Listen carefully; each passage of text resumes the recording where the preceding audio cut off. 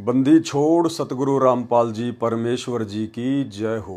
सत्साई भाई और बहनों, दया परमपिता परमेश्वर सतगुरु रामपाल जी भगवान की, जिनके विशेष आशीर्वाद से, जिनकी विशेष कृपा दृष्टि से आप और हम सभी भगत भाई बहन यथार्थ बोध के सरलार्थ के ऊपर वीडियो के माध्यम से बहुत कुछ भक्ति मार्ग के गूढ़ रहस्य समझते जा रहे हैं।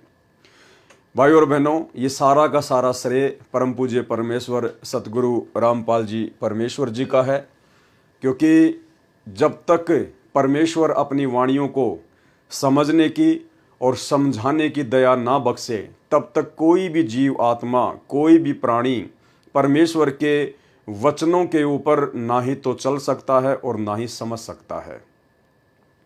सन 1994 से परम पूज्य परमेश्वर सतगुरु रामपाल जी अपने तत्व ज्ञान युक्त सत्संग कर रहे हैं।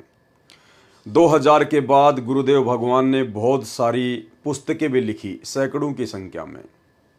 भाई और बहनों, आज तक कोई भी भगत भाई बहन जिस प्रकार से परमेश्वर जी ने साध संगति से जुड़ी हुई आत्माओं को निमित्त बनाया है, अपनी पुस्तकों के ऊपर वीडियो बनाकर भगत भाई बहनों को समझाने के लिए, उस प्रकार से आज तक गुरुदेव भगवान से जुड़े हुए सन 1994 से उनसे नाम दीक्षित, सदैव उनके साथ में रहने वाले, उनके परिवार वाले बड़े बड़े कोऑर्डिनेटर, कोई भी भगत भाई आज तक इस प्रकार से संगत को समझाने की दृष्टि से वीडियो नहीं बना पाए।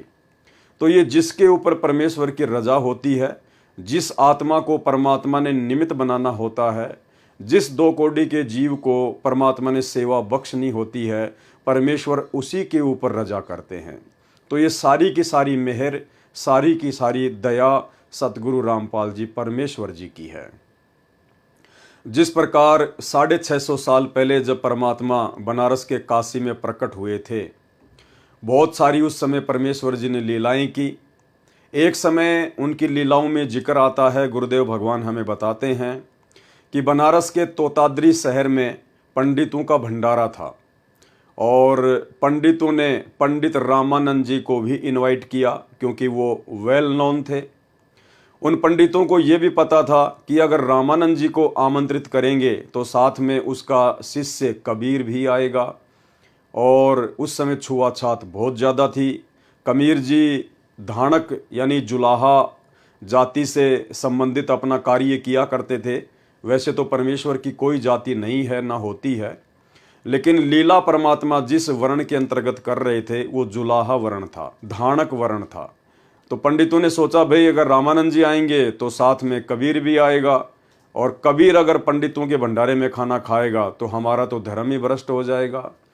तो उन्होंने एक युक्ति सोची कि ऐसा करते हैं, पंडितों के भंडारे में जो भी खाना खाए उससे पहले उससे चारों वेदों के 4 श्लोक पूछना, और जो व्यक्ति संस्कृत में चारों श्लोक बता दे उसी को अंदर आने की अनुमति देना। उनको पता था कि भाई कबीर तो अनपढ़ है, अक्षर ज्ञान युक्त नहीं है, वो संस्कृत नहीं जानता है, वो सुना नहीं पाएगा, तो आफत टल जाएगी। उन्होंने ऐसा ही किया। जब परमात्मा कबीर जी, जो कि विद्वानों के विद्वान हैं, पंडितों के पंडित हैं, पूरे विश्व की, पूरी सृष्टि की, मनुष्य और देवताओं की तो छोड़िए, पशु पक्षियों तक की भी भाषा का जिन्हें ज्ञान है, जब वे परमेश्वर अपने मुंह बोले गुरु रामानंद जी के साथ में भंडारे में गए, तो पंडितों ने तो वही शर्त रख दी कि भाई कबीर 4 श्लोक सुना चारों वेदों के, उसके बाद ही अंदर एंट्री होगी। तो परमात्मा थे। पास में ही एक भैंसाराम, एक झोटा घास चर रहा था। परमात्मा ने उसको इशारा किया, वो झोटा परमात्मा के पास में आके खड़ा हो गया, अगले आदेश की प्रतीक्षा। परमेश्वर जी ने कहा कि भाई झोटा राम, इन पंडितों को चारों वेदों के 4 श्लोक सुना दे। और परमेश्वर ने उसकी पीठ पर थप्पी मारी। भैंसाराम ने तुरंत चारों वेदों के 4 श्लोक संस्कृत में, मनुष्य भाषा में सुना दिए। परमेश्वर ने कहा, भाई जोटाराम, कहीं पंडितों को मन में शंका ना रह जाए, इन चारों मंत्रों का हिंदी अनुवाद भी कर दे। तो भैंसे राम ने उनका अनुवाद किया, और अनुवाद ये था कि रे मूर्ख पंडितों, हे अज्ञानियों, जो अल्लाह जिसने पूरी सृष्टि को रचा, जो तीनों लोकों में प्रवेश करके सबका धारण पोषण करता है, वो अल्लाह, वो खुदा कबीर है जो तुम्हारे सामने खड़ा है। उसके बाद पंडितों को अपनी करनी पर बड़ी शर्मिंदगी महसूस हुई। उन्होंने परमात्मा से माफ़ी मांगी और काफ़ी संख्या में इस चमत्कार को देखकर लोगों ने परमात्मा की शरण भी ग्रहण की। तो भाइयों और बहनों, जब 650 साल पहले परमात्मा जब इस पृथ्वी पर करोड़ों की संख्या में मनुष्य थे और 64 लाख की संख्या में उनके शिष्य थे, उनको वेदों के 4 श्लोक उन पंडितों को सुनाने के लिए निमित्त ना बनाकर एक जानवर को निमित्त बनाया। तो वर्तमान में तो हम मनुष्यधारी हैं, परमात्मा की शरण में हैं, उनके शिष्य हैं। आज यदि परमात्मा हमें ये सेवा दे रहे हैं तो आप और हमारे लिए बड़े सौभाग्य की बात है। तो भाई और बहनों, भक्ति बोध का सरलार्थ जो स्वयं सतगुरु रामपाल जी परमेश्वर जी ने अपने कर कमलों से हमें करके यथार्थ भक्ति बोध नाम की पुस्तक में दिया हुआ है, जिसके ऊपर हम भाई बहन साध संगति के माध्यम से वीडियो बनाकर अपने विश्वास को दृढ़ करते जा रहे हैं। 37 पेज तक ये कंप्लीट हो चुका है। अब इसके आगे आज हम शुरू करेंगे। भाई और बहनों, ये वाणियाँ जो परमपिता परमेश्वर जी के मुख कमल से उच्चारित हैं, ये भले ही हिंदी में हैं और क्षेत्रीय भाषा में हैं, परंतु इनका जो रहस्य है, इनका जो सार है, वो वेद और गीता जी से भी गहरा है। तो कई बार हम इन वाणियों का जो सरलार्थ गुरुदेव ने किया हुआ है, हम उसको पढ़ चुके हैं पहले भी, लेकिन हमें याद नहीं रहता है। तो इसका मतलब ये नहीं है कि यदि हमें वाणियों का सरलार्थ याद नहीं होगा तो हम जो 3 समय का पाठ करते हैं तो हमें उन पाठ का लाभ नहीं मिलेगा। ऐसा बिल्कुल भी नहीं है। परमेश्वर की वाणियाँ स्वयं सिद्ध हैं। आदरणीय गरीबदास जी महाराज जी के सदग्रंथ साहिब से निकाली गई ये वाणियाँ स्वयं सिद्ध हैं। स्वयं सिद्ध का मतलब होता है जिस प्रकार डॉक्टर मरीज को कैप्सूल देता है या टैबलेट देता है, तो मरीज को नहीं पता उस कैप्सूल के अंदर क्या है, लेकिन डॉक्टर ने जिस रोग के लिए वो कैप्सूल बनाया गया है वो परफेक्ट रूप से बनाया है। अब वो मरीज चाहे उसको खोल कर देखे या ना देखे, चाहे उसकी जांच करे या ना करे, उसने तो अपना काम उस रोग पर करना ही करना है। तो इसी प्रकार परमेश्वर की जो वाणियाँ हैं, जिनके ऊपर हम वीडियो बना रहे हैं, परमेश्वर जी ने जिनका सरलार्थ किया हुआ है, ये वाणियाँ स्वयं सिद्ध हैं। जिन वाणियों को हम 3 समय की आरतियों के माध्यम से पाठ करते हैं, उच्चारित करते हैं प्रतिदिन, तो भले ही हमें इन वाणियों का यथार्थ सरलार्थ ज्ञान नहीं है, हमें इनके यथार्थ अनुवाद का ज्ञान नहीं है, लेकिन जब हम तीनों समय की आरतियों के रूप में इनका पाठ करते हैं प्रतिदिन, तो वाणियाँ अपना कंप्लीट काम करती हैं। ये वाणियाँ स्वयं सिद्ध हैं। और एक अन्य उदाहरण गुरुदेव भगवान ने दिया कि जिस प्रकार किसी व्यक्ति को अगर सर्प काट ले तो व्यक्ति तो बेहोश हो जाता है, जहर का असर हो जाता है, फिर एक गारुड़ को बुलाया जाता है। गारुड़ उसको कहते हैं जो सर्प काटे हुए व्यक्ति को कुछ मंत्र बोलकर वापस होश में ला दे। तो वो व्यक्ति तो बेहोश पड़ा है और गारुड़ ऊपर से उसके ऊपर मंत्र पढ़ रहा है और उन मंत्रों का प्रभाव उस बेहोश व्यक्ति के ऊपर भी होता है और कुछ ही समय में वो होश में आ जाता है। तो जिस प्रकार वो व्यक्ति जो बेहोश था, वो मंत्र सुन भी नहीं रहा था, लेकिन वो जो मंत्र था, जो गारुड़ उसका उच्चारण कर रहा था, वो स्वयं सिद्ध था। वो गारुड़ के द्वारा वो सिद्ध किया हुआ मंत्र था। तो उस सिद्ध मंत्र ने अपना काम उस बेहोश व्यक्ति पर करना ही करना था। तो ठीक इसी प्रकार परमपिता परमेश्वर जी के मुख कमल से उच्चारित स्वयं सिद्ध वाणियाँ, क्योंकि परमेश्वर के मुख कमल से उच्चारित प्रत्येक शब्द स्वयं सिद्ध ही होता है।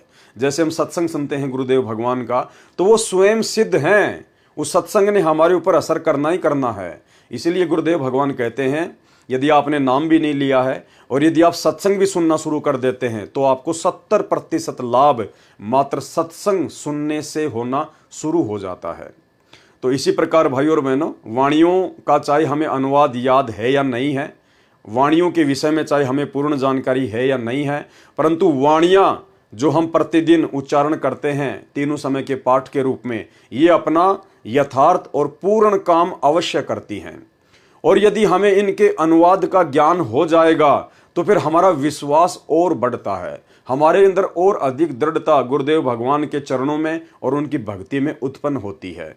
इसीलिए तो सतगुरु रामपाल जी परमेश्वर जी ने आप और हम जीवों पर दया करके इन समस्त वाणियों का जो तीनों समय की आरतियों के अंदर हैं, परमेश्वर जी ने यथार्थ भक्ति बोध नाम की पुस्तक बनाकर यथार्थ अनुवाद करके आप और हमारे हाथों में दे दिया, ताकि मेरे बच्चे आपस में इन वाणियों को पढ़ेंगे, एक दूसरे को पढ़ाएंगे और साध संगति के माध्यम से अपने विश्वास को आसमान में लेकर जाएंगे। और यही विश्वास एक दिन हमें परमेश्वर जी के सतलोक में पहुंचाएगा, क्योंकि परमात्मा कहते हैं, कहे कबीर सुनो भाई साधो, मैं तो हूं विश्वास में। तो इतनी बड़ी दया सतगुरु रामपाल जी परमेश्वर जी ने आप और हमारे ऊपर बख्शी है। और इस दया के लिए अब आगे वीडियो शुरू करने से पहले, आगे की वाणियों के ऊपर चर्चा करने से पहले गुरुदेव भगवान से आशीर्वाद प्राप्त करेंगे, परमात्मा जी की महिमा करेंगे। बंदी छोड़ सतगुरु रामपाल जी परमेश्वर जी की जय हो। परमपिता परमात्मा, सारी सृष्टि के रचनहार, कुल मालिक, असंख्य ब्रह्मांडों के स्वामी, जगत गुरु, तीनों लोकों में प्रवेश करके सबका भरण पोषण करने वाले राजाधिराज, आत्माधार, नाथों के नाथ, देवों के देव महादेव, सर्वेश्वर महेश्वर, मृत्युंजय, अजरो अमर, आदि अनादि, सनातनी प्रभु, जगत पिता जगदीश्वर, श्री श्री 1008 की उपाधि के वास्तविक अधिकारी, अकाल मूरत सौद स्वरूपी राम वासुदेव, सर्वगतम ब्रह्म, परम पूज्य, प्रथम पूज्य, परम संत, परम पुरुष, परम धनी, परम दयालु, सत्य कबीर, हक्का कबीर, अल्लाहु कबीर, अल्लाहु अकबर, बाखबर, अल्लाह ताला, जगत के तारणहार, जगत के मुक्तिदाता, जगत के जगन्नाथ, हारे के सहारे, हिंदुओं के राम, मुसलमानों के अल्लाह, सिखों के वाहिगुरु, ईसाइयों के मसीह, दया के सागर दयानिधि, करुणा के सागर करुणानिधि, स्वयंभू परिभू, संकट मोचन, कष्ट हरण, मंगल करण, दुख भंजन, अविगत कबीर, निर्विकार निर्विषम परमात्मा, अलय अलेख सतगुरु, आदि अनादि सतगुरु, असली मर्यादा पुरुषोत्तम, असली राम, असली कृष्ण, असली घनश्याम, असली मुरारी, राजाओं के राजा, महाराजाओं के महाराजा, शहंशाहों के शहंशाह, सम्राटों के सम्राट, भगवानों के भगवान, अल्लाहों के अल्लाह, प्रभुओं के प्रभु, मसीहाओं के मसीह, सच्चे वाहिगुरु, बाबाओं के बाबा, पीरों के पीर, सेठों के सेठ, जगत सेठ, सावड़सा सेठ, सर्वगुण संपन्न, अनंत कोटि कलाओं के स्वामी, अनंत कोटि ब्रह्मांडों के नायक, योगियों में महायोगी, ध्यानियों में महाध्यानी, सिद्धों में परम सिद्ध, ज्ञानियों में तत्व ज्ञानी, ब्रह्म ज्ञानी, महाज्ञानी, परम ज्ञानी, सर्वश्रेष्ठ ज्ञानी, युवा कबीर, समृत कबीर, अमित ओझा, सच्चे रहनुमा, करीम अल्लाह, सुभान अल्लाह, दुनिया के अंतिम पैगंबर, 8 सितंबर 1951 से गांव धनाना, जिला सोनीपत, हरियाणा, भारतवर्ष की पावन भूमि पे प्रकट रियल कल की भगवान श्री नारायण साकार हरि, सच्चे बाबा साहेब, संत श्रोमणी सतगुरु रामपाल जी परमेश्वर जी के चरण कमल में देश विदेश से साध संगति से जुड़े हुए हम सभी सत्सेवक भाई बहनों का अनंत कोटि दंडत प्रणाम। गुरुदेव भगवान से अरदास है, प्रार्थना है कि हमें इसी प्रकार से सद्बुद्धि बख्शे रहें और भक्ति मार्ग पर निर्विकारी बनाकर समस्त नियम और मर्यादाओं के अंतर्गत हमारे विश्वास को दृढ़ता के साथ अपने भक्ति मार्ग पर लगा कर रखें। तो भाई और बहनों, 37 पेज तक यथार्थ भक्ति बोध के यथार्थ अनुवाद की वाणियों को हम जान चुके हैं, समझ चुके हैं। उसके बाद हम यहाँ से शुरू करेंगे वाणी। गरीब पट्टन घाट लखाइयाँ अगम भूमि का भेद, ऐसा सतगुरु हम मिला अष्ट कमल दल छेद। पट्टन घाट लखाइयाँ, पट्टन घाट का मतलब होता है त्रिकुटी से ऊपर का लोक, यानी सतलोक। लखाइयाँ यानी उस सतगुरु ने मुझे सतलोक का रास्ता दिखाया, अगम भूमि का भेद, और मुझे आगे की भूमि का भेद बताया, आगे का रास्ते का, सतलोक का मुझे भेद बताया। ऐसा सतगुरु हम मिला, यानी आज हमें ऐसे सतगुरु मिले हैं संत रामपाल जी के रूप में, अष्ट कमल दल छेद, जिन्होंने अक्षर पुरुष का मंत्र देकर, सतनाम का दूसरा मंत्र देकर हमारा 8वां कमल भी छेद दिया, अर्थात खोल दिया। गरीब पट्टन घाट लखाइयां अगम भूमि का भेद, यानी सेम इसका वही अनुवाद है कि परमेश्वर जी ने हमें सतलोक का रास्ता दिखाया और सतलोक जाने के लिए आगे की जो भूमि है परमेश्वर ने उसका भेद बताया। और ऐसा सतगुरु हम मिला, आज हमें ऐसे सतगुरु मिल गए संत रामपाल जी के रूप में। अष्ट कमल दल सेव, जिन्होंने 8वां कमल दल यानी अक्षर पुरुष के लोक का कमल दल खोलने की पूजा बता दी। सेव यानी पूजा, सरलार्थ। दोनों वाणियों का एक जैसा ही भावार्थ है कि ऐसा सतगुरु मिला जिसने अगम भूमि अर्थात आगे के स्थान सत्यलोक का भेद रहस्य बताया। गरीब पट्टन घाट लखाइया, अगम भूमि का भेद। वह पट्टन अर्थात परलोक जाने का घाट, घाट यानी जैसे हम कहते हैं ना घाटी, यानी पहाड़ों के ऊपर चढ़ना फिर नीचे उतरना, उसको कहते हैं घाट, घाटी। पर्वतों के बीच का रास्ता घाटी। लखाइया अर्थात आंखों से दिखाया। अष्ट कमल को छेद कर खोल कर सत्यलोक ले गया। सतगुरु ने वह सेव अर्थात पूजा बताई जिससे अष्ट कमल अर्थात 8वां कमल खिल गया। 8वां कमल ये अक्षर पुरुष के लोक का है। अक्षर पुरुष का स्थान सूक्ष्म शरीर में है, जो शरीर में बने ब्रह्मांड के पार है। अब आगे परमात्मा हमें थोड़ा सा जो है वो कमलों के विषय में जानकारी दे रहे हैं। तो भाई और बहनों, ये जानकारी भी हमारे लिए बहुत आवश्यक है। थोड़ी बहुत जानकारी हमें जरूर होनी चाहिए कि हमारे शरीर में कुल कितने कमल हैं, कौन सा कमल जो है वो किसका है। तो जानकारी दी है परमात्मा ने, ध्यान से देखिए। मानव शरीर में कुल 7 कमल हैं, यानी हमारे शरीर में कुल कितने कमल हैं? 7, जो एक पिंड कहलाता है, जिसे शरीर भी कहते हैं। मानव शरीर में एक ब्रह्मांड का मानचित्र है, इसलिए इसको ब्रह्मांड भी कहते हैं। मूल कमल, दूसरा संवाद कमल जिसको अनाहत कमल भी कहते हैं, तीसरा नाभि कमल, चौथा हृदय कमल, और 5वां कंठ कमल, और 6वां त्रिकुटी कमल, और 7वां सहस्त्र कमल यानी ये काल का कमल, 1000 पंखुड़ी वाला कमल। तो टोटल 7 कमल ही हमारे शरीर में होते हैं, हमारे जो है वो पिंड में होते हैं। टोटल 7 कमल। पूर्ण सतगुरु से ज्ञान प्राप्त करने से पता चला कि हमने अष्ट कमल दल यानी 8वां कमल दल को खोलने की भी साधना करनी होती है। यानी हमारे शरीर में तो केवल 7 ही कमल हैं, मूल कमल से लेकर और सहस्त्र कमल तक। लेकिन जब हमें सतगुरु मिला, हमें पूर्ण सतगुरु मिले, हमें तत्वदर्शी संत मिले, तो उन्होंने हमें बताया, पूर्ण सतगुरु से ज्ञान प्राप्त करने से पता चला कि हमने अष्ट कमल दल को खोलने की साधना भी करनी चाहिए।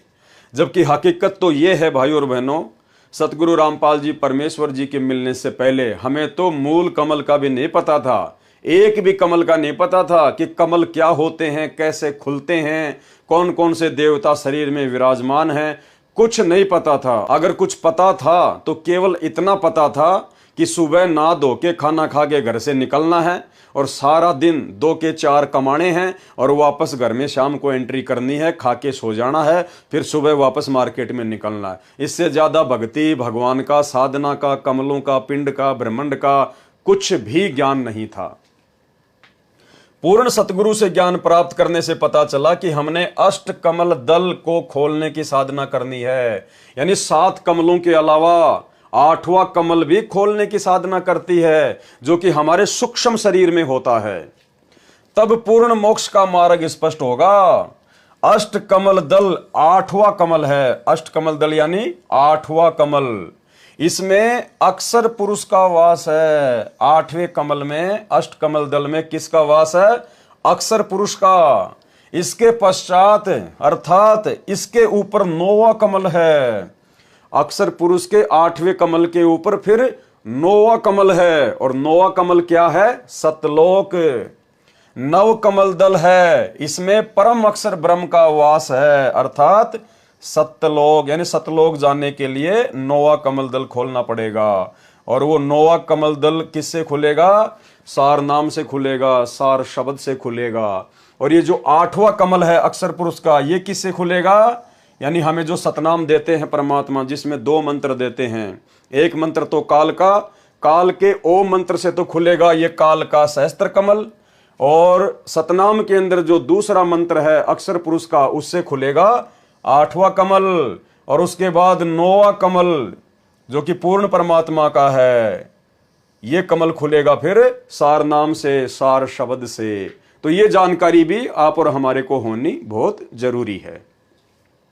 वाणी, गरीब परपट्टन की पीठ में सतगुरु ले गया मोहे, सिर साटे सौदा हुआ अगली पिछली खोई। परपट्टन की पीठ में यानी सतलोक जाने वाले रास्ते में, जहां पर एक दुकान है, जहां पर एक बाजार लगता है। तो सतलोक जाएंगे तो बाजार कहां लगता है? क्या बताया परमात्मा ने कि सबसे बड़ा बखेड़ा होगा त्रिकुटी पर। तो त्रिकुटी वो बाजार है, वो पीठ है, वो दुकान है। परपट्टन की पीठ में यानी सतलोक जाने के रास्ते में एक बाजार लगता है, एक दुकान है। परपट्टन का मतलब होता है सबसे ऊपर वाला लोक, तो चाहे उसको सबसे ऊपर वाला लोक कहो, चाहे उसको सतलोक कहो। परपट्टन की पीठ में यानी जब हम सतलोक के लिए जाएंगे अपने सतगुरु के साथ, तो उसके रास्ते में एक दुकान पड़ेगी, एक बाजार मिलेगा, जहां सतगुरु ले गया मोहे, जहां मुझे मेरा सतगुरु अपने साथ में ले गया। सिर साटे सौदा हुआ अगली पिछली खोई। सिर साटे सौदा हुआ और अगली पिछली खोई। अगली पिछली का मतलब परमात्मा ने बताया कि हमारे शरीर में जो ये सातों जो ये कमल हैं, जिनकी हमने साधना की है, मूल कमल से लेकर और ये सहस्त्र कमल तक की, तो ये सारी की सारी जो कमाई है ये हम वहां पर जमा करवा देंगे, अगली और पिछली। तो परमात्मा क्या कह रहे हैं? मूल कमल से लेकर त्रिकुटी तक की जो कमाई है वो तो है हमारी पिछली कमाई, और जो ये सहस्त्र कमल की जो कमाई है ओम नाम की, ये है अगली कमाई। तो ये अगली और पिछली सारी की सारी जो कमाई है ये हम त्रिकुटी पर अपने सतगुरु के साथ जाकर जमा करवा देंगे। गरीब परपट्टन की पीठ में सतगुरु ले गया मोहे, सिर साटे सौदा हुआ और अगली पिछली खोही। सरलार्थ, परपट्टन अर्थात परलोक जाने के मार्ग में, पीठ अर्थात दुकान में सतगुरु मुझे ले गया, यानी धर्मराज के दरबार में ले गए। सिर साटे सौदा हुआ अगली पिछली खोही, जिसमें सत्य साधना करने वाला साधक अपना जीवन पूरा करके भक्ति करता हुआ शरीर छोड़कर जाता है। तो वह जो साधना सतगुरु स्वयं परमेश्वर जी ने गुरु रूप में प्रकट होकर, यानी परमेश्वर स्वयं ही गुरु रूप में प्रकट होकर, सतगुरु रूप में प्रकट होकर जिसने हमें वो साधना बताई, तो वह जो साधना सतगुरु स्वयं परमेश्वर जी ने गुरु रूप में प्रकट होकर द्वारा बताई होती है, वह सभी कमलों की साधना मंत्रों से करता है। त्रिकुटी से नीचे के कमलों को पिछले कमल कहा है। त्रिकुटी से पीछे के जो कमल हैं उनको क्या कहा गया है? पिछले कमल, यानी अगली पिछली खोई, यानी अगली पिछली सारी कमाई हम वहां पे जमा करवा देंगे। तो क्या कह रहे हैं परमात्मा? त्रिकुटी कमल से नीचे के कमलों की जो कमाई होती है उसको कहते हैं पिछली कमाई, तो वो भी हम वहीं जमा करवा देंगे।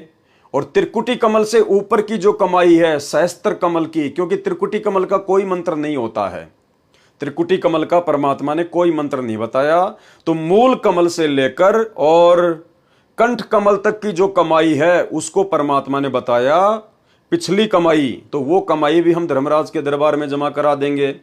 और त्रिकुटी कमल से ऊपर फिर जो सहस्त्र कमल है काल की ओम नाम की कमाई, उसको परमात्मा ने बताया अगली कमाई, तो वो भी हम वहीं पे जमा करवा देंगे। तो वाणी क्या कह रही है?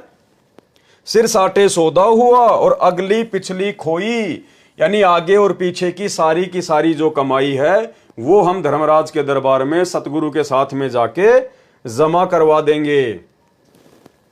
त्रिकुटी से नीचे के कमलों को पिछले अर्थात नीचे के कमल कहा है, और त्रिकुटी तथा सहस्त्र कमल को अगले आगे ऊपर के कमल कहा है। यह एक ब्रह्मांड का वर्णन चल रहा है, जीवात्मा का निवास हृदय कमल में होता है। मृत्यु के उपरांत जीव शरीर त्यागने पर विवश होता है, सबसे पहले मूल कमल में जाता है। जीवात्मा सबसे पहले कहां जाती है?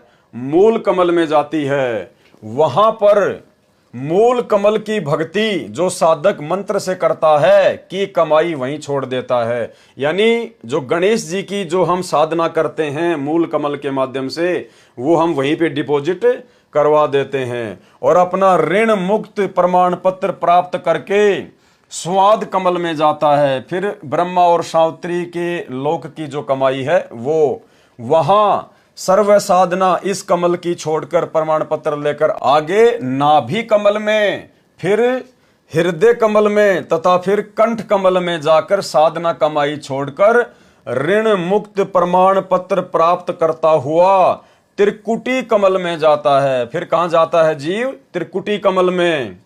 त्रिकुटी कमल का कोई जाप मंत्र नहीं होता है। त्रिकुटी कमल का कोई जाप मंत्र नहीं होता है।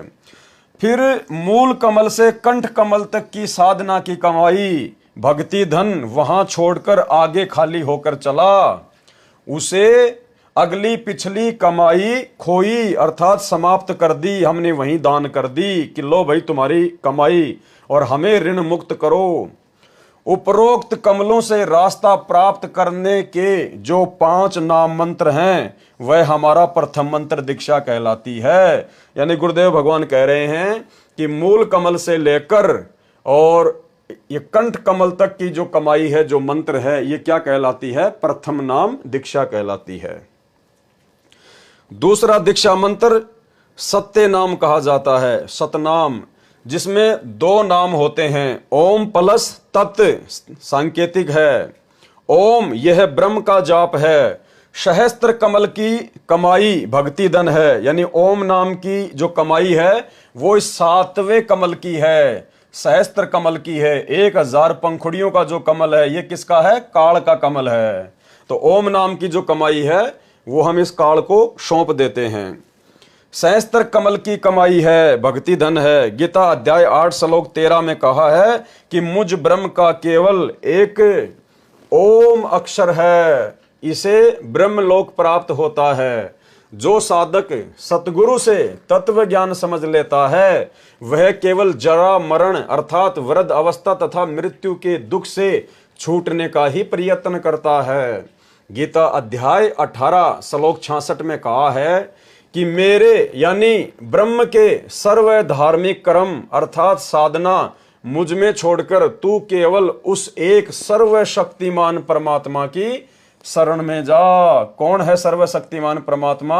सतगुरु रामपाल जी परमेश्वर, असली कबीर देव भगवान। ये है वो सर्वशक्तिमान परमात्मा जिसकी शरण में जाने के लिए ब्रह्म कह रहा है, काल कह रहा है, मैं तुझे सर्व पापों से मुक्त कर दूंगा, तू चिंता मत कर। इसलिए ओम नाम की भक्ति कमाई सहस्त्र कमल में धर्म राय के पास छोड़कर आगे अष्ट कमल की ओर साधक चलता है। यानी काल का पूरा हिसाब कंप्लीट करके फिर आगे जीव कहां चलता है? अक्षर पुरुष के लोक की तरफ, अष्ट कमल की ओर। सहस्त्र कमल की साधना को अगली भक्ति की कमाई कहा गया है। यानी काल की जो कमाई है, सहस्त्र जो कमल की जो कमाई है ओम नाम की, उसको क्या कहा गया है? अगली कमाई। पहले हम प्रत्येक देव की साधना का फल उनके लोक स्वर्ग में खा खर्च कर समाप्त करके सदा जन्म मरण के चक्कर में रहते थे।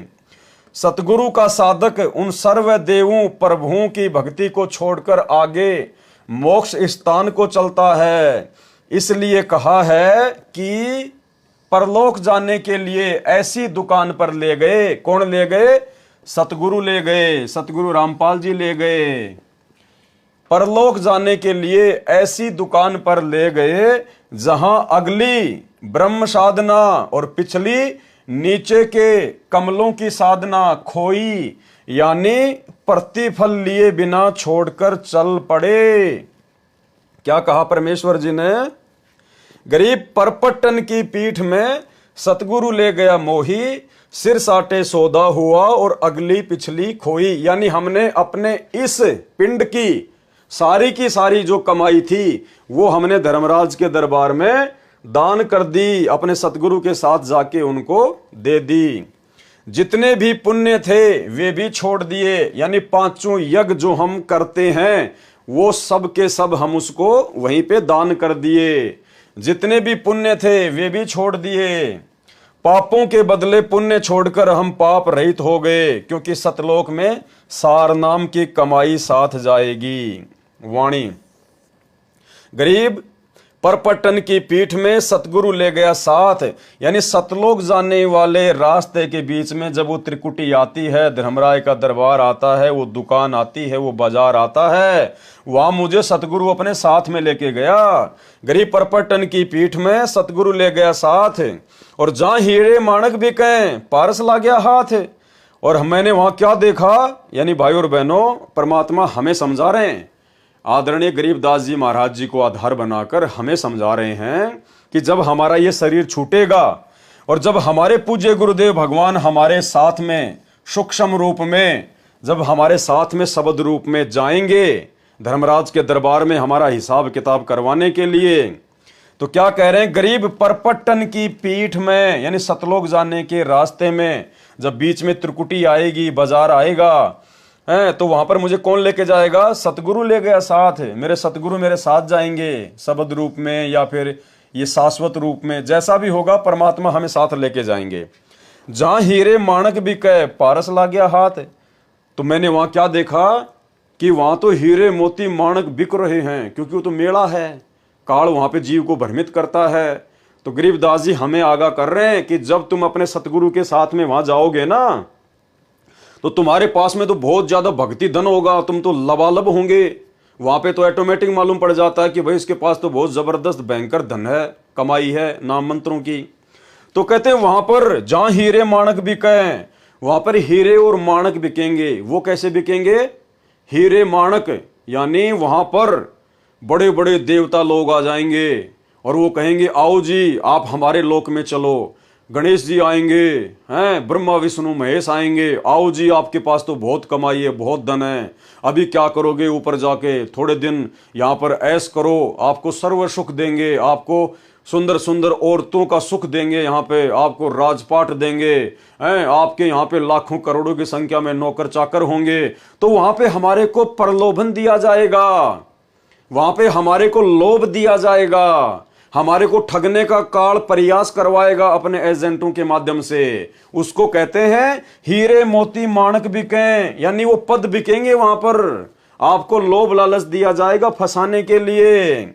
लेकिन जो सच्चा भगत होगा वो क्या सोचेगा कि जहां हीरे माणक बिके पारस ला गया हाथ। सच्चा भगत क्या क्या सोचेगा कि मेरे हाथ तो पारस लग गया, अरे मुझे तो धरती पर सतगुरु मिल गया, तत्वदर्शी संत मिल गया, मेरे हाथ में तो पारस है। पारस यानी किसी भी चीज को सोना बना दे, कीमती बना दे, तो मैं तुम्हारे हीरे मोती माणक लेके क्या करूंगा भाई, जब मेरे हाथ में पहले से ही पारस है, यानी पहले से ही मेरे पास में सतगुरु है, और मैंने तो सतलोक जाने की भक्ति करी है। मैंने तुम्हारे यहाँ के छोटे मोटे पद, इंद्रदा राज कागदा विष्टा ना भोगा इंद्राणी नु, है, तुम्हारे छोटे मोटे पद प्राप्त करने के लिए मैंने धरती पर भक्ति नहीं करी, मैंने सतलोक जाने की साधना की है। तो तुम्हारे हीरे मोती माणक लाल मुझे नहीं चाहिए, ये तेरा गणेश का पद, माता का पद, है, ब्रह्मा विष्णु महेश का पद, शिवलोक का पद, ये हमें नहीं चाहिए भैया। हमारे हाथ में तो पारस लगा हुआ है, हमारे पास तो दुनिया के सबसे कीमती वस्तु है, सतगुरु है, सतगुरु की भक्ति है। हमें हीरे मोती माणक लाल नहीं चाहिए, हमें तो सतलोक जाना है, हम तो देखेंगे भी नहीं इनकी तरफ। गरीब परपटन की पीठ में सतगुरु ले गया साथ, और जहां हीरे माणक बिके पारस ला गया हाथ। सरलार्थ, परलोक में जाने के लिए जिस पीठ अर्थात बाजार पर मुझे सतगुरु साथ लेकर गए, कहां, त्रिकुटी, वहीं पर हीरे मोती भी बिक रहे थे। यहां पर हीरे मोती का भावार्थ है कि स्वर्ग में देव पद, ये तो मोती जानो, स्वर्ग में जो देव पद हैं जिनका हमारे को प्रलोभन दिया जाएगा, वो तो क्या है, मोती। तथा ब्रह्मलोक में यानी महास्वर्ग में जो देव पद हैं उनको जानो हीरे। भावार्थ है कि हम अपनी भक्ति कमाई धन से देव पद भी प्राप्त कर सकते हैं। अन्य भगत ऐसा कर रहे थे, परंतु मेरे हाथों पारस लग गया। पारस का तात्पर्य सार शब्द, सार नाम, जिससे स्वयं तो महिमावान हुआ, अन्य भक्तों को भी पारस रूपी सार नाम व सत्य नाम देकर भक्ति धन के धनी बनाए।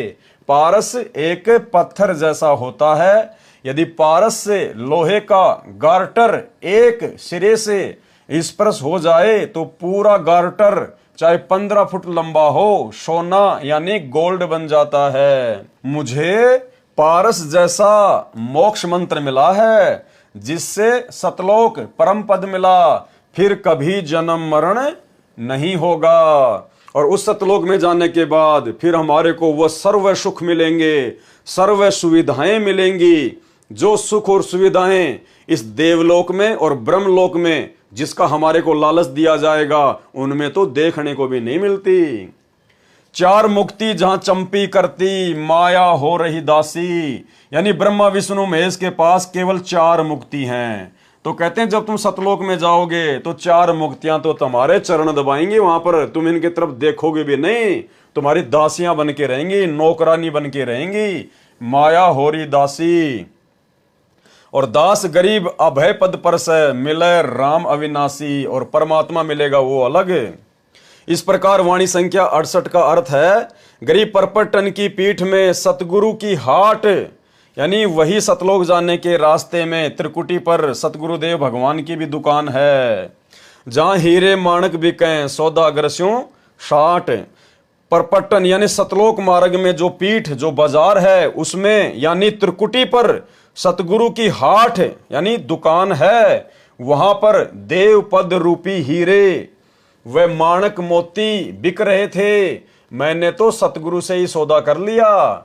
मैंने तो अपने गुरुदेव भगवान सतगुरु रामपाल जी परमेश्वर जी से ही सौदा कर लिया कि भाई हमें तो सतलोक जाना है, हमने तो यहाँ का कोई देव पद नहीं चाहिए, ये हीरे मोती लाल हमें नहीं चाहिए। हमारे गुरुजी ने इनके थोतेपन के बारे में, हमारे गुरुजी ने इनकी हकीकत के बारे में हमें धरती पर सब कुछ बता दिया था कि भाई वहां का सुख भी झूठा है, केवल जीव को फंसाने के लिए काल प्रलोभन देता है, और फिर वापस जब उसकी कमाई समाप्त हो जाएगी तो हमारे गुरुजी ने बताया कि ब्रह्मलोक में गए हुए साधक भी, जो कि सबसे अंतिम उपलब्धि है 21 ब्रह्मांड की, तो गीता के अध्याय 8 श्लोक 16 में हमें गुरुजी ने बताया कि ब्रह्मलोक पर्यंत साधक फिर वापस नीचे आते हैं, गधे कुत्ते सूअर बनते हैं। तो भाई हमें हीरे मोती लाल नहीं चाहिए, हमें देवपद नहीं चाहिए। हमने तो अपने गुरुदेव भगवान सतगुरु रामपाल जी से सौदा कर लिया, एग्रीमेंट कर लिया, व्यापार कर लिया सतलोक जाने का, उनसे मेल हो गया, सतगुरु से हिस्सा पार्टनरशिप कर ली सतलोक में जाने की। हम तो सतलोक जाएंगे। वाणी गरीब परपटन की पीठ में सौदा है निजसार, यानी सतलोक जाने के उसी रास्ते में त्रिकुटी पर सौदा है निजसार, यानी वास्तविक सौदा होगा वहां पर। अगर जीव फिसल गया तो फिसल गया, और वहां से यदि पार हो गया तो फिर सीधा सतलोक। हमको सतगुरु ले गया ओगट घाट उतार। हमें हमारे सतगुरु देव भगवान गहरे रास्ते से, उबड़ खाबड़ रास्ते से, पता नहीं कौन सी भंवर गुफा, कौन सी सुन, कौन सी बेसुन, कौन सा लोक, यानी ऐसे ओगट घाट रास्ते से हमें हमारा परमात्मा सतलोक ले गया। गरीब परपटन की पीठ में सौदा है निजसार, और हमको सतगुरु ले गया ओगट घाट उतार। सरलार्थ, परलोक बाजार में वास्तविक भक्ति का सौदा है। यदि सतगुरु मिल जाए तो मेरे को सतगुरु ओगट घाट, अर्थात जिस घाटी का किसी को पता ना हो, जिस रास्ते का किसी को पता ना हो, वह ओगट घाट कहा है। जिस मार्ग से केवल सतगुरु ही पार ले जा सकता है। कौन ले जा सकता है उस ओगट घाट से पार? केवल सतगुरु। और वो सतगुरु भाई और बहनों आज हमें प्राप्त है। गरीबदास जी कहीं भी ये नहीं कह रहे कि परमात्मा पार कर देगा, या फिर परमात्मा के नाम की कोई फोटो पार कर देगी, जो ना चल सकती, ना बोल सकती, ना आशीर्वाद दे सकती, ना सत्संग सुना सकती।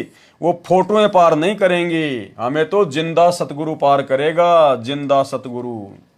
जिस मार्ग से केवल सतगुरु ही पार ले जा सकता है। सो सतगुरु मिला तो मुझे पार ले गया। गरीबदास जी कह रहे हैं मुझे वो सतगुरु ले गया और वही सतगुरु आज हमें मिला है। इसलिए गरीबदास जी हमें विश्वास दिला रहे हैं कि आप अंतिम श्वास तक अपने सतगुरुदेव भगवान पर विश्वास करके भक्ति पर मर्यादाओं के साथ में डटे रहना। ये पक्का सतगुरु है, ये सतलोक ले जाकर ही छोड़ेगा।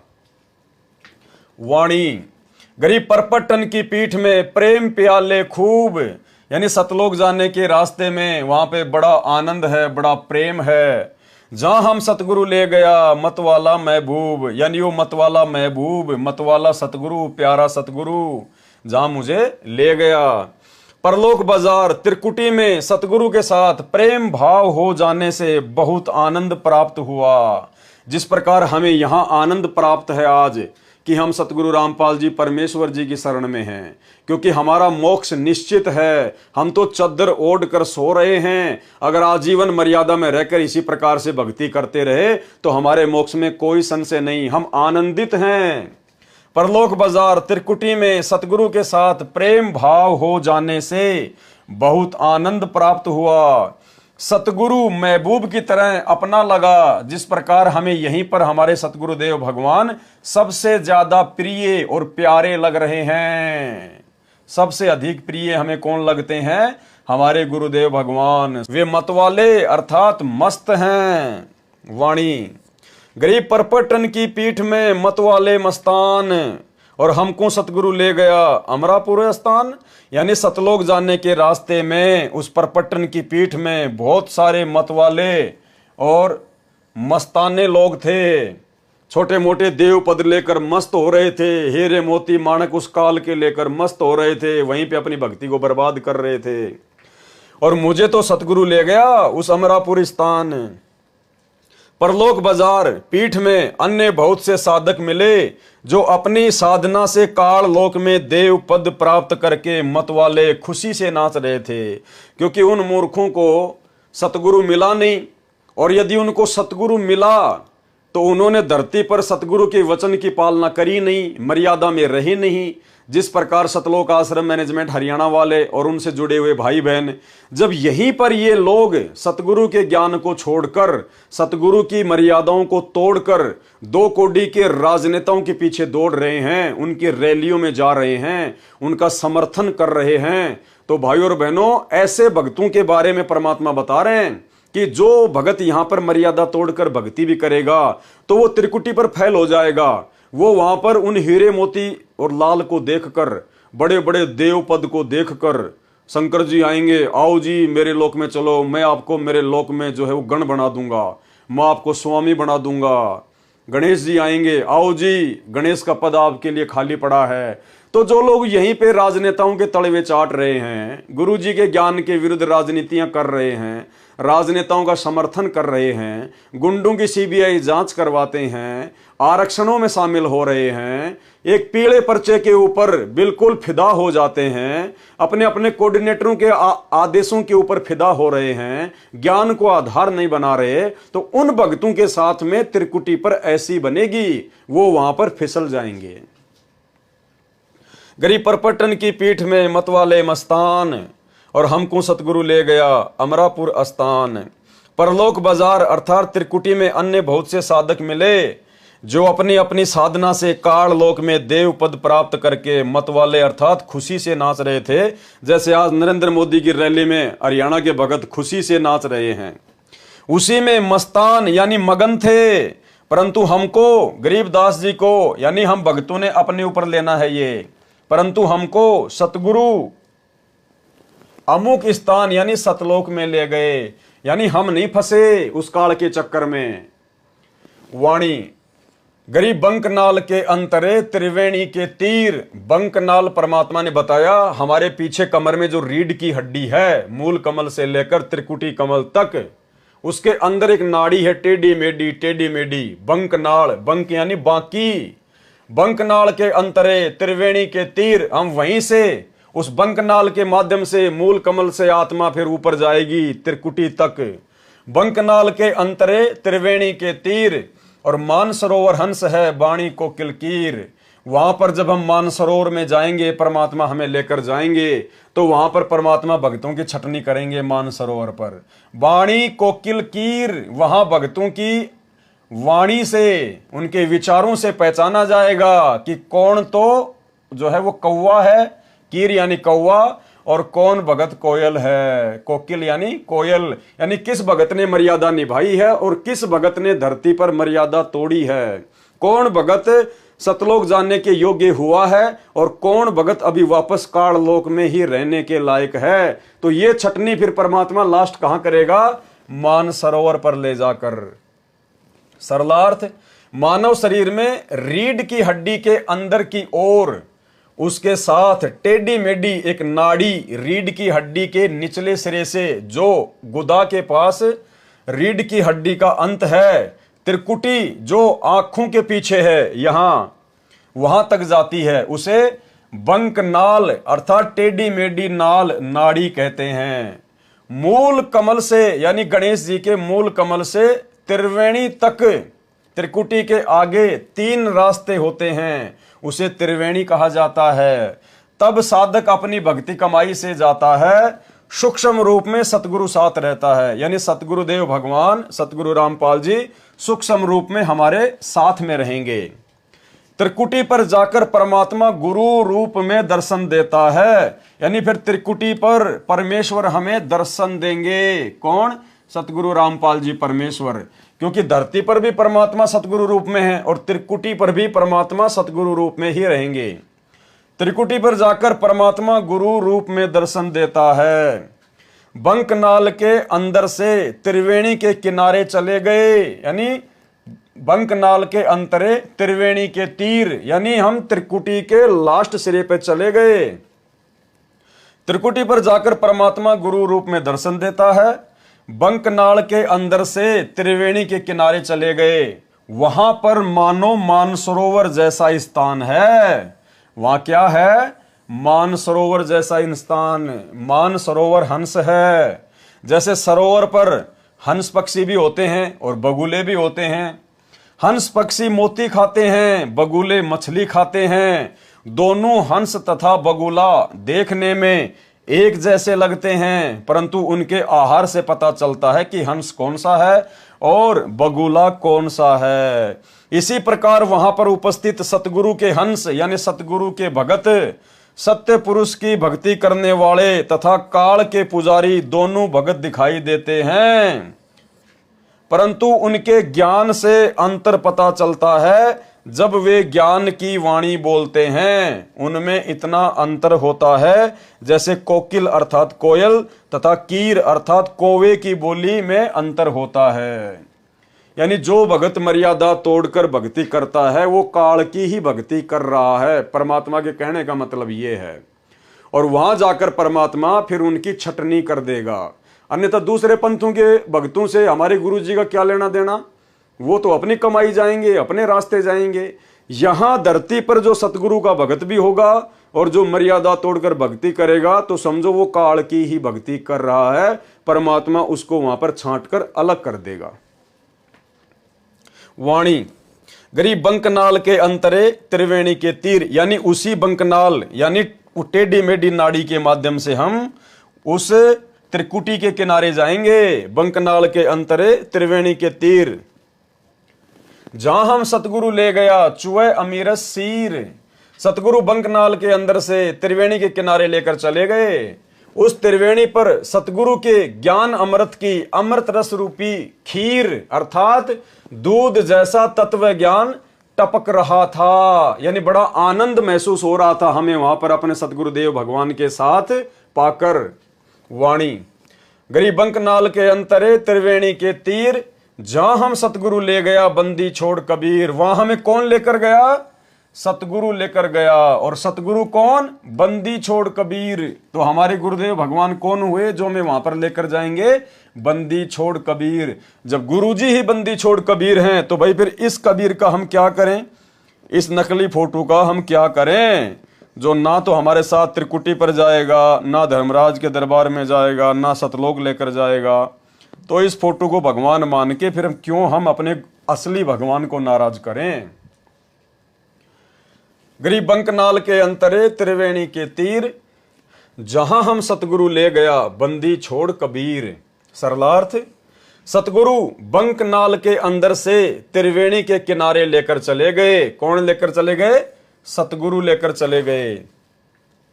उस त्रिवेणी पर मुझे मेरे सतगुरु बंदी छोड़ कबीर जी लेकर गए थे। कौन लेकर गए थे? बंदी छोड़ कबीर जी। वाणी, गरीब भंवर गुफा में बैठकर अमी महारस जोख, ऐसा सतगुरु मिल गया सौदा रोकम रोक। रोकम रोक का मतलब होता है बिल्कुल पक्का सौदा हो गया हमारा तो पक्का सौदा हो गया, सतलोक जाकर ही रुकेंगे। उस त्रिवेणी से आगे 11वां द्वार पार करके 12वां द्वार पार किया। गरीब भंवर गुफा में बैठकर, भंवर गुफा कहां है? 12वें द्वार को पार करके आती है भंवर गुफा। तो क्या कह रहे हैं?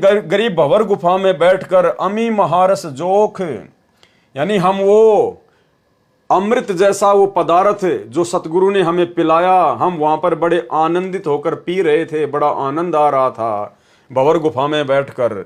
और ऐसा सतगुरु मिल गया सौदा रोकम रोक। हमें तो संत रामपाल जी के रूप में ऐसे सतगुरु मिल गए जिन्होंने हमारा बिल्कुल पक्का सौदा कर दिया, सतलोक जाने का सौदा बिल्कुल पक्का कर दिया। उस त्रिवेणी से आगे 11वां द्वार पार करके 12वां द्वार पार किया और भंवर गुफा में सतगुरु ले गए। वहां बैठकर अमी यानी अमृत, महारस, महा आनंद, जोक अर्थात पानी पिया। भावार्थ है कि वहां अनोखा आनंद महसूस हुआ भंवर गुफा में सतगुरु के साथ में, क्योंकि हम सतलोक के बेहद नजदीक थे, इसलिए हम भंवर गुफा में बड़े आनंदित महसूस करते हैं अपने आप को। ऐसा सतगुरु मिला जिसने सत्य साधना की इतनी कमाई करा दी कि रास्ते में सब कमलों में सौदा रोकम रोक, नगदा नगदी कैस किया। यानी सभी देवी देवताओं का जो हम साधना किया करते थे, मूल कमल में गणेश जी की, स्वाद कमल में ब्रह्मा शांतरी जी की, नाभि कमल में विष्णु लक्ष्मी जी की, हृदय कमल में शिव जी पार्वती जी की, कंठ कमल में माता जी की। तो कहते हैं हमें ऐसा सदगुरु मिल गया जिसने हमारी कमाई बिल्कुल कंप्लीट करा दी, और वो कमाई उनको देके देवी देवताओं को, और हमारा जो सौदा था बिल्कुल रोकम रोक कर दिया। हरियाणा में रोकम रोक का मतलब होता है बिल्कुल पक्का रजिस्ट्री हो जाना। वाणी, गरीब भंवर गुफा में बैठकर अमी महारस तोल, ऐसा सतगुरु मिल गया बज्र पोल दई खोल। बज्र पोल यानी वो ताला, वो द्वार जिसे कोई नहीं खोल सकता, सतगुरु ने पल में खोल दिया। बज्र पोल दई खोल। सरलार्थ, भंवर गुफा में अपनी भक्ति की धनराशि से सत्यलोक का सुख तुलवाया अर्थात प्राप्त किया। फिर सतगुरु साथ रहे, उन्होंने प्रत्येक द्वार पर लगे दृढ़ ताले वज्र पोल खोल दिए। पोल मानी खाली स्थान जो ढका हुआ हो, उसी को पोल अर्थात साहूकारों का घर जिसमें मेहमान बैठा करते थे, केवल नर मानव बैठा करते थे, उसे पोली अर्थात दहलीज कहते हैं, कहा करते, जो अब समाप्त प्राय हो चुकी है। सतगुरु ने उस पोली का द्वार खोल दिया अर्थात परमात्मा ने वो सारे दरवाजे खोल दिए। वाणी, गरीब भंवर गुफा में बैठकर अमी महारस जोख, यानी उस भंवर गुफा में बैठकर सतगुरु के साथ में हमने वो अमृत जैसा वो पदार्थ पिया, और ऐसा सतगुरु मिल गया, ले गया हम परलोक, हमारे को सतलोक में ले गया, हमें ऐसा सतगुरु मिल गया। भंवर गुफा में अमृत रस पिया अर्थात आनंद का अनुभव हुआ, और ऐसा सतगुरु मिला जो हमको परलोक अर्थात सतलोक में ले गया। गरीबदास जी आप और हमारा विश्वास दृढ़ कर रहे हैं कि भैया मैंने जो रिहर्सल की है वो पक्कम पक्की है, और तुम्हें वही सतगुरु मिल गया आज। अगर तुम भी मेरी के तरह दृढ़ रहकर आजीवन भक्ति करोगे तो तुम्हारा भी इसी प्रकार से सतगुरु बेड़ा पार करके सतलोक में बैठा देगा। तो ये आप और हमें विश्वास दिलाने के लिए, आप और हमें सतगुरु रामपाल जी परमेश्वर जी की भक्ति पर दृढ़ करने के लिए ये इतनी वाणियां गरीबदास जी महाराज जी ने लिखी, और सतगुरु रामपाल जी परमेश्वर जी ने इनका यथार्थ अनुवाद करके हमारे हाथों में दी। वाणी, गरीब पिंड ब्रह्मांड से अगम है न्यारी सिंधु समाद, यानी वो सतलोक जो है वो पिंड और ब्रह्मांड से अलग है। पिंड मानी ये शरीर और ब्रह्मांड मानी काल के 21 ब्रह्मांड, वो इनसे आगे है। न्यारी सिंधु समाध, उसको तो सहज समाधि से प्राप्त किया जा सकता है। न्यारी मानी अलग ही और समाध मानी समाधि से। ऐसा सतगुरु मिल गया देखा अगम अगाध।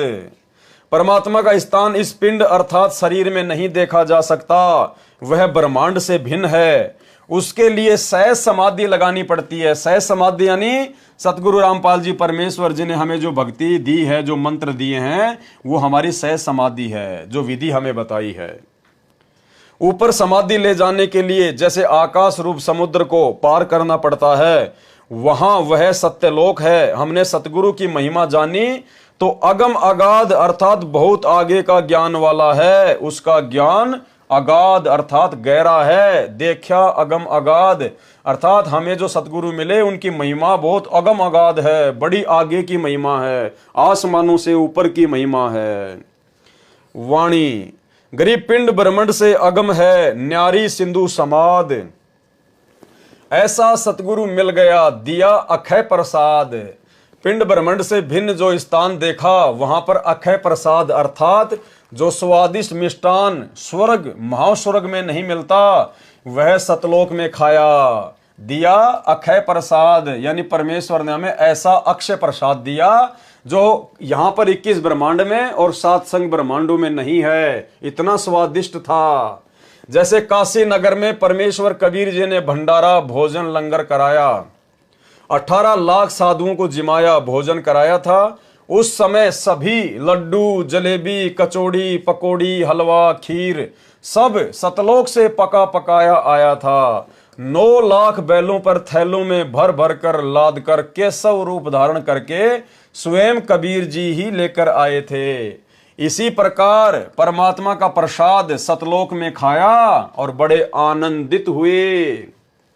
वाणी गरीब ओगट घाटी उतरे यानी सतलोक जाने के लिए बड़े उबड़ खाबड़ रास्तों से हम उतरे। ओगट घाटी यानी जिस घाट का जिस रास्ते का किसी को ज्ञान ना हो, उबड़ खाबड़। सतगुरु के उपदेश सतगुरु के ज्ञान से सतगुरु की समर्थता से हमने उन सभी रास्तों को पार किया और पूर्ण पद प्रकाशिया। ज्ञान योग प्रवेश परमात्मा की कृपा से उनके ज्ञान उपदेश से हम ओगट घाट अर्थात कठिन घाटियों में से पार हो गए। सतगुरु जी ने पूर्ण तत्व ज्ञान का प्रकाश किया, पूर्ण पद प्रकाशिया। गुरु जी ने हमें तत्व ज्ञान देकर हमारे हृदय में उस तत्व ज्ञान का प्रकाश कर दिया। सतगुरु जी ने पूर्ण तत्व ज्ञान का प्रकाश किया और ज्ञान योग को मेरी आत्मा में प्रवेश किया। ज्ञान योग प्रवेश ताकि हम सतलोक जाने के रास्ते में भटक ना जाएं, धोखा ना खा जाएं। हमें इस काल लोक के दुखों का और सतलोक के सुखों का याद रहे, ज्ञान रहे। वाणी गरीब सुन सरोवर हंस मन और नहाया सतगुरु भेद। सुरती नृति परचा भया अष्ट कमल दल छेद। सरलार्थ सुन स्थान सत्यलोक में मान सरोवर है। क्या कहते हैं? गरीब सुन सरोवर हंस मन यानी सतलोक में एक मान सरोवर है। सुन स्थान सत्यलोक में मान सरोवर है। वहां पर मेरी आत्मा यानी हंस ने स्नान किया। नहाया सतगुरु भेद। उस स्थान पर सतगुरु देव को गूढ़ रहस्य के ज्ञान के द्वारा ही जानना संभव हुआ। यानी वहां मेरी आंखों के सारे पर्दे खुल गए। मैंने अपने गुरुदेव भगवान को परमात्मा के रूप में ठीक ठीक प्रकार से जान लिया। मेरे मन में कोई शंका कोई संशय नहीं रही। 8वें कमल को खोला। सुरती नृति से यह परिचय हुआ। सुरती नृति परिचय भया अष्ट कमल दल खोल यानी 8वां जो कमल दल था वो भी खोल दिया। वाणी गरीब सुन बेसुन से अगम है यानी वो जो सतलोक है वो सुन और बेसुन से भी आगे है। सुन यानी बहुत सारी सुन आती हैं। परमात्मा सत्संग में कहते हैं कि जब हम सतलोक में जाएंगे तो बहुत सारी खाली जगह आएंगी, सुन आएंगी, वैक्यूम पैलेस। गरीब सुन और बेसुन से अगम है, आगे है। पिंड ब्रह्मांड से न्यारा, इस शरीर से और काल के किस ब्रह्मांड से भी न्यारा है वो सतलोक। और शब्द समाना शब्द में अवगत वार न पार। और वहां जाकर फिर हमने क्या किया? जो शब्द हमें सतगुरु ने दिया था, सार शब्द, उसको हमने वहां पर जाकर जमा करा दिया सतगुरु के दरबार में। और उस सतगुरु की महिमा का कोई वार न पार नहीं है, अविगत वार न पार। जब आत्मा सतलोक को चलती है तब कई शून्य स्थानों से गुजरना पड़ता है। सतलोक सभी सुनों के पार है, बेसुन अर्थात विशेष सुन में अक्सर पुरुष का लोक है। वह पिंड अर्थात शरीर तथा ब्रह्मांड से भी पार है, उससे भी आगे सतलोक है। शब्द अर्थात शब्द समाना शब्द में, शब्द अर्थात सारनाम की भक्ति को शब्द अर्थात परमात्मा के भक्ति खजाने में जमा करा दिया। परंतु परमात्मा अवगत की महिमा का कोई वार न पार नहीं, कोई सीमा नहीं, अवगत वार ना पार। वाणी गरीब सतगुरु को कुर्बान जा अजब लखाया देश, यानी हम ऐसे सतगुरु के ऊपर कुर्बान हो जाएं जिन्होंने हमारे को वो सतलोक रूपी अजब गजब देश के दर्शन करा दिए, लखा दिया। सतगुरु को कुर्बान जा अजब लखाया देश, तो आज हमें सतगुरु रामपाल जी परमेश्वर जी ने अपने ज्ञान से दिखा दिया, तत्व ज्ञान से दिखा दिया, अपने आशीर्वाद से दिखा दिया। और गरीबदास जी स्वयं देख कर आए थे आप और हमारे को विश्वास दिलाने के लिए। तो आज सतगुरु रामपाल जी परमेश्वर जी के वचनों पर ही हमने तो विश्वास कर लिया, हमने तो अपने गुरुदेव भगवान पर ही विश्वास कर लिया। हमने देखने की आवश्यकता नहीं है, हम देखने की जिद नहीं करेंगे, क्योंकि हमने तो अपने परमात्मा के प्रत्येक वचन को सत्य मान लिया। और यदि उनके वचन को ही सत्य नहीं मानेंगे, उनकी बात पे ही यकीन नहीं करेंगे कि गुरुजी जो बता रहे हैं पता नहीं वो सतलोक है कि नहीं है, ऐसी सुख सुविधा है या नहीं है, तो क्या खाक सतलोक जाएंगे हम? कभी पार नहीं हो पाएंगे, क्योंकि तो विश्वास का मार्ग है। कहे कबीर सुनो भाई साधो, मैं तो हूं विश्वास में। तो गरीबदास जी कह रहे हैं मैं तो आंखों देख के आया था भाई, इसलिए तो मैं बता रहा हूं। और हम भगत बिना आंखों से देखे यकीन कर चुके हैं, गरीबदास जी जैसा यकीन कर चुके हैं। तो भाई और बहनों, बहुत बड़ी विशेष रजा है परमात्मा की आप और हमारे ऊपर। अगर आजीवन मर्यादा में लगे रहे, थोड़ा सा जीवन है, परमेश्वर सतलोक में ही ले जाकर छोड़ेंगे। गरीब सतगुरु को कुर्बान जा अजब लखाया देश, यानी बार बार सृष्टि रचना सुना सुना कर और उन महापुरुषों की वो वाणियां सुना कर परमेश्वर ने हमें सतलोक दिखा दिया धरती लोक से। और पार ब्रह्म परवान है निरालम निज नेस, बलिहारी अपने सतगुरु पर। कौन से सतगुरु पर? सतगुरु रामपाल जी पर, क्योंकि हम अपने गुरुदेव की महिमा कर रहे हैं, हम अपने गुरु जी की महिमा कर रहे हैं। यहाँ पर गरीबदास जी के गुरु जी की महिमा नहीं कर रहे। और जो गरीबदास जी को गुरु रूप में मिला था वो यही गुरु था, इसलिए हम सीधे अपने गुरु की महिमा करेंगे। बलिहारी अपने सतगुरु रामपाल जी भगवान पर, जिसने अजब अर्थात अनोखा वो देश दिखा दिया, सतलोक दिखा दिया।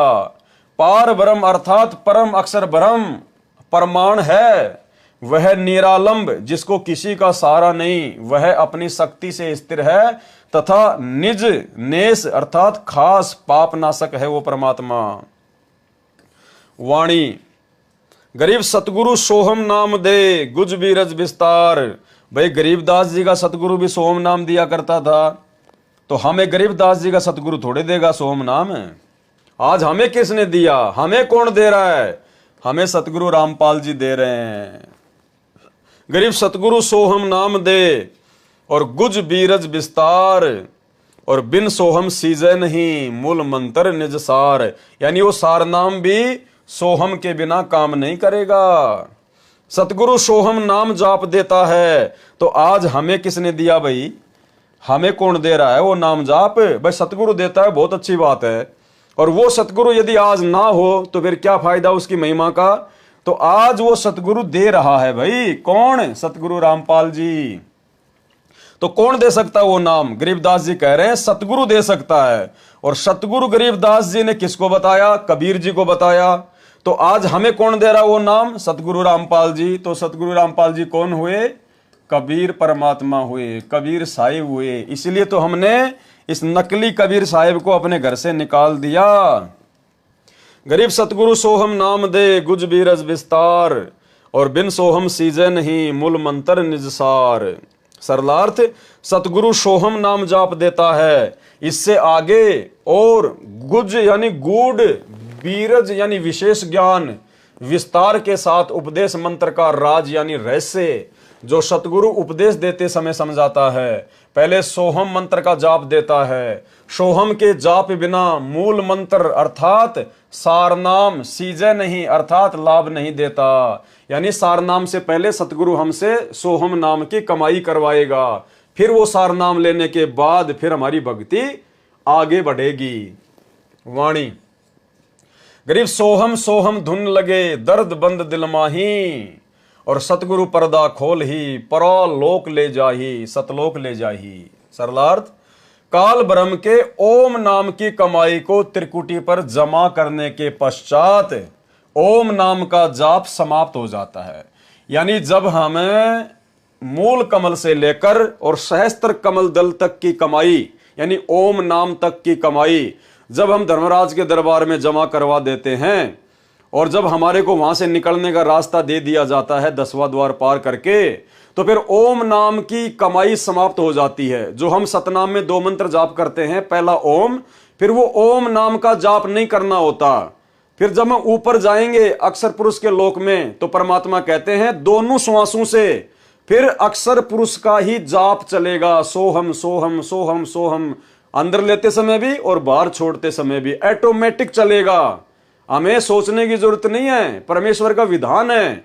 जैसे काल की कमाई ओम नाम की वहां छोड़ी और जैसे ही हम अक्षर पुरुष के लोक में प्रवेश करेंगे हमारा सतनाम का जाप ऑटोमेटिक चलेगा, लेकिन ओम नाम हट जाएगा और बाहर छोड़ते समय और अंदर लेते समय सोहम सोहम की धुन लग जाएगी। गरीब सोहम सोहम धुन लगे और दर्द बंद दिल माही, और मीठा मीठा दर्द एक कशक वो तड़प हमारे अंदर ऑटोमेटिक पैदा हो जाएगी फिर सतलोक जाने की। सतगुरु पर्दा खोल ही, सतगुरु ने सारे रास्ते खोल दिए और परालोक ले जाही। क्या कह रहे हैं परमात्मा? काल ब्रह्म के ओम नाम की कमाई को त्रिकुटी पर जमा करने के पश्चात ओम नाम का जाप खत्म हो जाता है, समाप्त हो जाता है। फिर सोहम सोहम ही दोनों श्वासों से प्रारंभ हो जाता है और सारनाम पहले की तरह ऊपर के श्वास से स्मरण होता है, और सारनाम की जो विधि होती है, सारनाम का जो सुमरण होता है वो वैसे ही चलता रहेगा। सुरती नृत्य से जाप चलता है। नाम के सुमरण से हृदय में मीठा मीठा दर्द महसूस होने लगेगा। दर्द बंद दिल माही, फिर सतगुरु सभी द्वारों का पर्दा यानी दरवाजा खोलकर परलोक अर्थात सत्य लोक ले जाएगा। सतगुरु पर्दा खोल ही और सत्य लोक ले जाही, परालोक ले जाही। वाणी गरीब सोहम जाप अजाप है, यानी सोहम का जो जाप है वो जीभ से नहीं करना पड़ता, वो अजाप है। सोहम जाप अजाप है। बिन रसना होए धुन, बिना जीव के उसका सुमरण होता है। और चढ़े महल सुख सेज पर, चढ़े महल यानी सतलोक की तरफ जहां पाप नहीं पुण्य। सोहम नाम का जाप अजपा जाप है, क्योंकि इसमें जिव्या तथा होठ प्रयोग नहीं होते, केवल श्वास से सुमरण होता है। उसी से सोहम जाप की आवाज होती है। उस महल अर्थात सत्यलोक में चढ़ जाते हैं जहां पाप तथा पुण्य का व्यवहार नहीं है। वाणी गरीब सोहम जाप अजाप है, बिन रसना होए धुन। सतगुरु दीप समीप है, नहीं बस्ती नहीं शून्य। सत्यलोक में जहां सब हंस आत्माएं भगत जो मुक्त होकर जाते हैं, यानी इस काल लोक से मुक्त होकर जो भगत सतलोक में जाते हैं, उनका घर परमात्मा के सिंहासन के पास में है। यानी भाई और बहनों, ये गूढ़ रहस्य है। यानी हम जितनी भी आत्माएं इस काल के साथ में फंसी और इस 21 ब्रह्मांड में आई, हम सब के सब परमात्मा के विशेष सेवादार थे। वहां पर हम सब के सब परमात्मा के विशेष सेवादार थे। आप और हम आत्माओं को सतलोक में विशेष सुख प्राप्त था, विशेष सुख प्राप्त था। अब जैसे एक तो कोई प्रधानमंत्री के आसपास उसका कोई रिश्तेदार हो, उसका कोई बॉडीगार्ड हो, और एक कोई आम जनता हो, तो इस प्रकार से हम जितने भी लोग, जितने भी आत्माएं जो 21 ब्रह्मांड में फंसी पड़ी हैं, हम सब परमात्मा के सिंहासन के आसपास में रहा करते थे। हम परमेश्वर के विशेष प्यारे, विशेष सेवादार थे। वैसे तो सारे प्यारे हैं परमात्मा के, लेकिन कुछ खास भी होते हैं भाई। तो हम परमेश्वर के वो विशेष थे, क्योंकि जब जीव को ज्यादा सुख हो जाता ना, फिर वो उसकी वैल्यू नहीं समझ पाता है। तो हमने वहां पर इतने सुख थे, इतने ठाठ बाट थे, परमात्मा के सिंहासन के आसपास हम रहा करते थे। मिनट मिनट में परमात्मा के दर्शन करना, मिनट मिनट में परमात्मा से आशीर्वाद लेना। जिस प्रकार सतलोक आश्रम बरवाड़ा में जो गुरुदेव भगवान के आसपास रहा करते थे तो वो भी भगत ही, और वो भी भगत थे जो बेचारे पंडाल में चुपचाप जो है वो बैठा रहा करते थे। अब परमात्मा की दृष्टि में तो दोनों बराबर थे, लेकिन ज्यादा सुखी, ज्यादा परमात्मा के प्यारे लोग फिर किसको मानते हैं? जो गुरु जी के पास में रहते थे, गुरु जी के पीछे बंदूकें लेके चलते थे, गुरु जी पे चवर करते थे, बार बार गुरु जी से आशीर्वाद लिया करते थे। तो एक समय एक बिहार से एक माई थी, बूढ़ी बैठी थी बेचारी, पंडाल में माला कर रही थी अपनी बैठी बैठी, आशीर्वाद के लिए लाइन लगी तो वो भी लग गई। अब भगतों की तो होती है, अब गुरु जी के आसपास जो भगत रहते थे, गुरु जी के साथ में चलते थे, कोई बंदूक लेके चल रहा है, कोई चवर कर रहा है, कोई क्या कर रहा है। तो उस माई ने जाकर गुरु जी से कहा, जब माई का नंबर आया आशीर्वाद लेने का, तो सतगुरु रामपाल जी परमेश्वर जी से सतलोक आश्रम बरवाड़ा में उस माई ने कहा कि गुरु जी, बोले हाँ माई, बोला गुरु जी सबसे पहले तो यही भगत पार होंगे जो आपके आसपास रहते हैं, दिन में 20 बार आपसे प्रसाद लेते हैं, 50 बार आप इनको आशीर्वाद देते हो, 24 घंटे आपके साथ में रहते हैं। गुरु जी सबसे पहले तो यही पार होंगे, यही जाएंगे सतलोक। अब माई ने तो जैसा ज्ञान था वैसा कह दिया। तो गुरु जी ने कहा कि माई एक बात बता। बोला जी गुरु जी बताइए। बोला डॉक्टर के सबसे नजदीक कौन सा मरीज रहता है? यानी डॉक्टर सबसे ज्यादा किस मरीज की देखभाल करता है, बार बार किस मरीज को समझाता है? बोला गुरुजी डॉक्टर तो बार बार फटाफट उसी मरीज के पास जाएगा जो ज्यादा सीरियस हो, ज्यादा जो बीमार हो, सीरियस हालत हो, जो कोमा में हो। तो गुरुजी ने कहा कि बेटी ये जितने भी मेरे आसपास घूमते तुम्हारे को बहुत बड़े भगत नजर आ रहे हैं ना, ये बॉडीगार्ड, ये सेवादार, ये सारे के सारे ये कोमा में है, कोमा में ये भयंकर रूप से बीमार हैं। अगर मैं इनको अपने आसपास ना रखूं, ये सेवा ना दूं, तो काल इनको कब का उठा के ले जाए। तो माई की बात समझ में आ गई और गुरुजी ने कहा कि बैठ के अपनी माला कर ले, इस चक्कर में मत पड़ना कि कौन भगत बड़ा है और कौन भगत छोटा है। तो इसी प्रकार हैं तो सारे परमात्मा के प्यारे ही सतलोक में, लेकिन यहां परमात्मा क्या कह रहे हैं? सतलोक में जहां सब हंस आत्माएं भगत जो मुक्त होकर जाते हैं, उनका घर कहां है? परमात्मा के सिंहासन के पास में है। इसलिए गुरुजी हमें बार बार कहते हैं कि तुम्हारा सौभाग्य, तुम्हारी जो किस्मत है वो ब्रह्मा विष्णु महेश के पता नहीं कितना गुना ऊपर है। ब्रह्मा विष्णु महेश की किस्मत तो तुम्हारे पासिंग भी नहीं है। यानी आज हम निकम्मों का नंबर आ गया, जो परमात्मा के सारे ठाट बाट को छोड़कर इस काल के चक्कर में फंस गए थे कि ना जाने यहां से भी ज्यादा सुख देगा हमें वहां पर, यहां गधा कुत्ता बना के गोबर खिला दिया। फिर तो परमात्मा के सिंहासन के पास है, उनका दीप सतलोक में ही भिन्न है। जैसे राजा का महल अलग होता है, परंतु सभी को जैसे सूर्य के दर्शन होते हैं और अपने साथ ही रहता नजर आता है, ऐसे परमात्मा प्रत्येक सतलोकवासी को महसूस होता है। तो भाइयों और बहनों, इसलिए परमात्मा यहां आकर इतना दुख उठाते हैं, क्योंकि हम परमात्मा के विशेष लाडले हैं, विशेष प्यारे हैं, जो सतलोक में उनके आसपास रहा करते थे। और जब जीव को ज्यादा सुख हो जाता ना, वही भ्रमित हो जाता है। तो सतलोक में जो दूर दूर के द्वीप में जो भाई बहन हमारे जो रह रहे थे, वो भ्रमित नहीं हुए, लेकिन हम कुछ ज्यादा ही सुखी थे वहां पर। हम परमात्मा के ज्यादा ही लाडले थे, ज्यादा ही प्यारे थे, इसीलिए परमात्मा हमारे लिए यहां आकर इतना दुखी हो रहा है।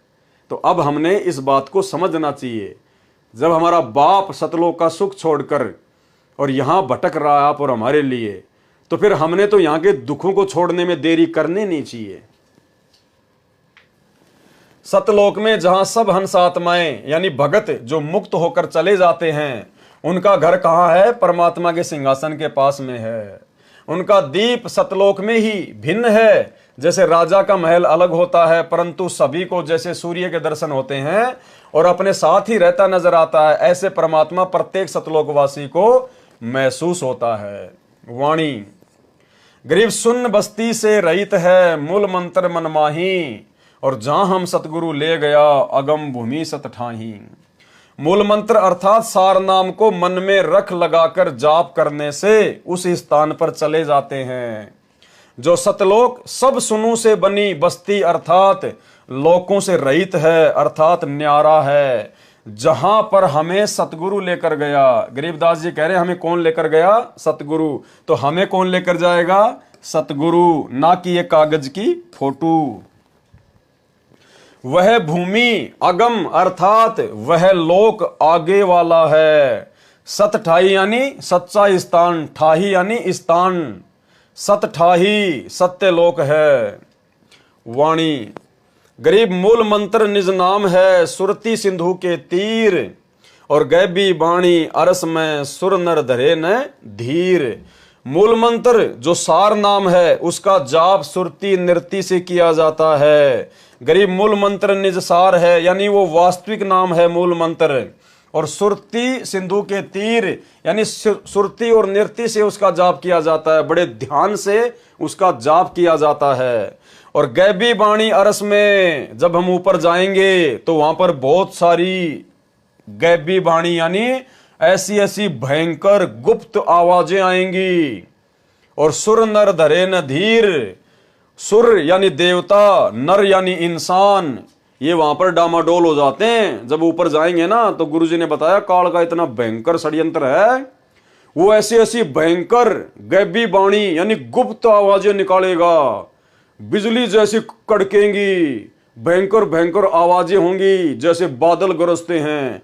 तो ये छोटे मोटे संत ऋषि महात्मा जिनको सतगुरु प्राप्त नहीं होता है, जो कोई तप करके ओम नाम की कमाई करके मनमुखी रूप से जो ऊपर जाते हैं, कहते वो उन आवाजों को सुन के डगमग हो जाते हैं, उनके कालजे फट जाते हैं, वो वापस भग लेते हैं वहां से।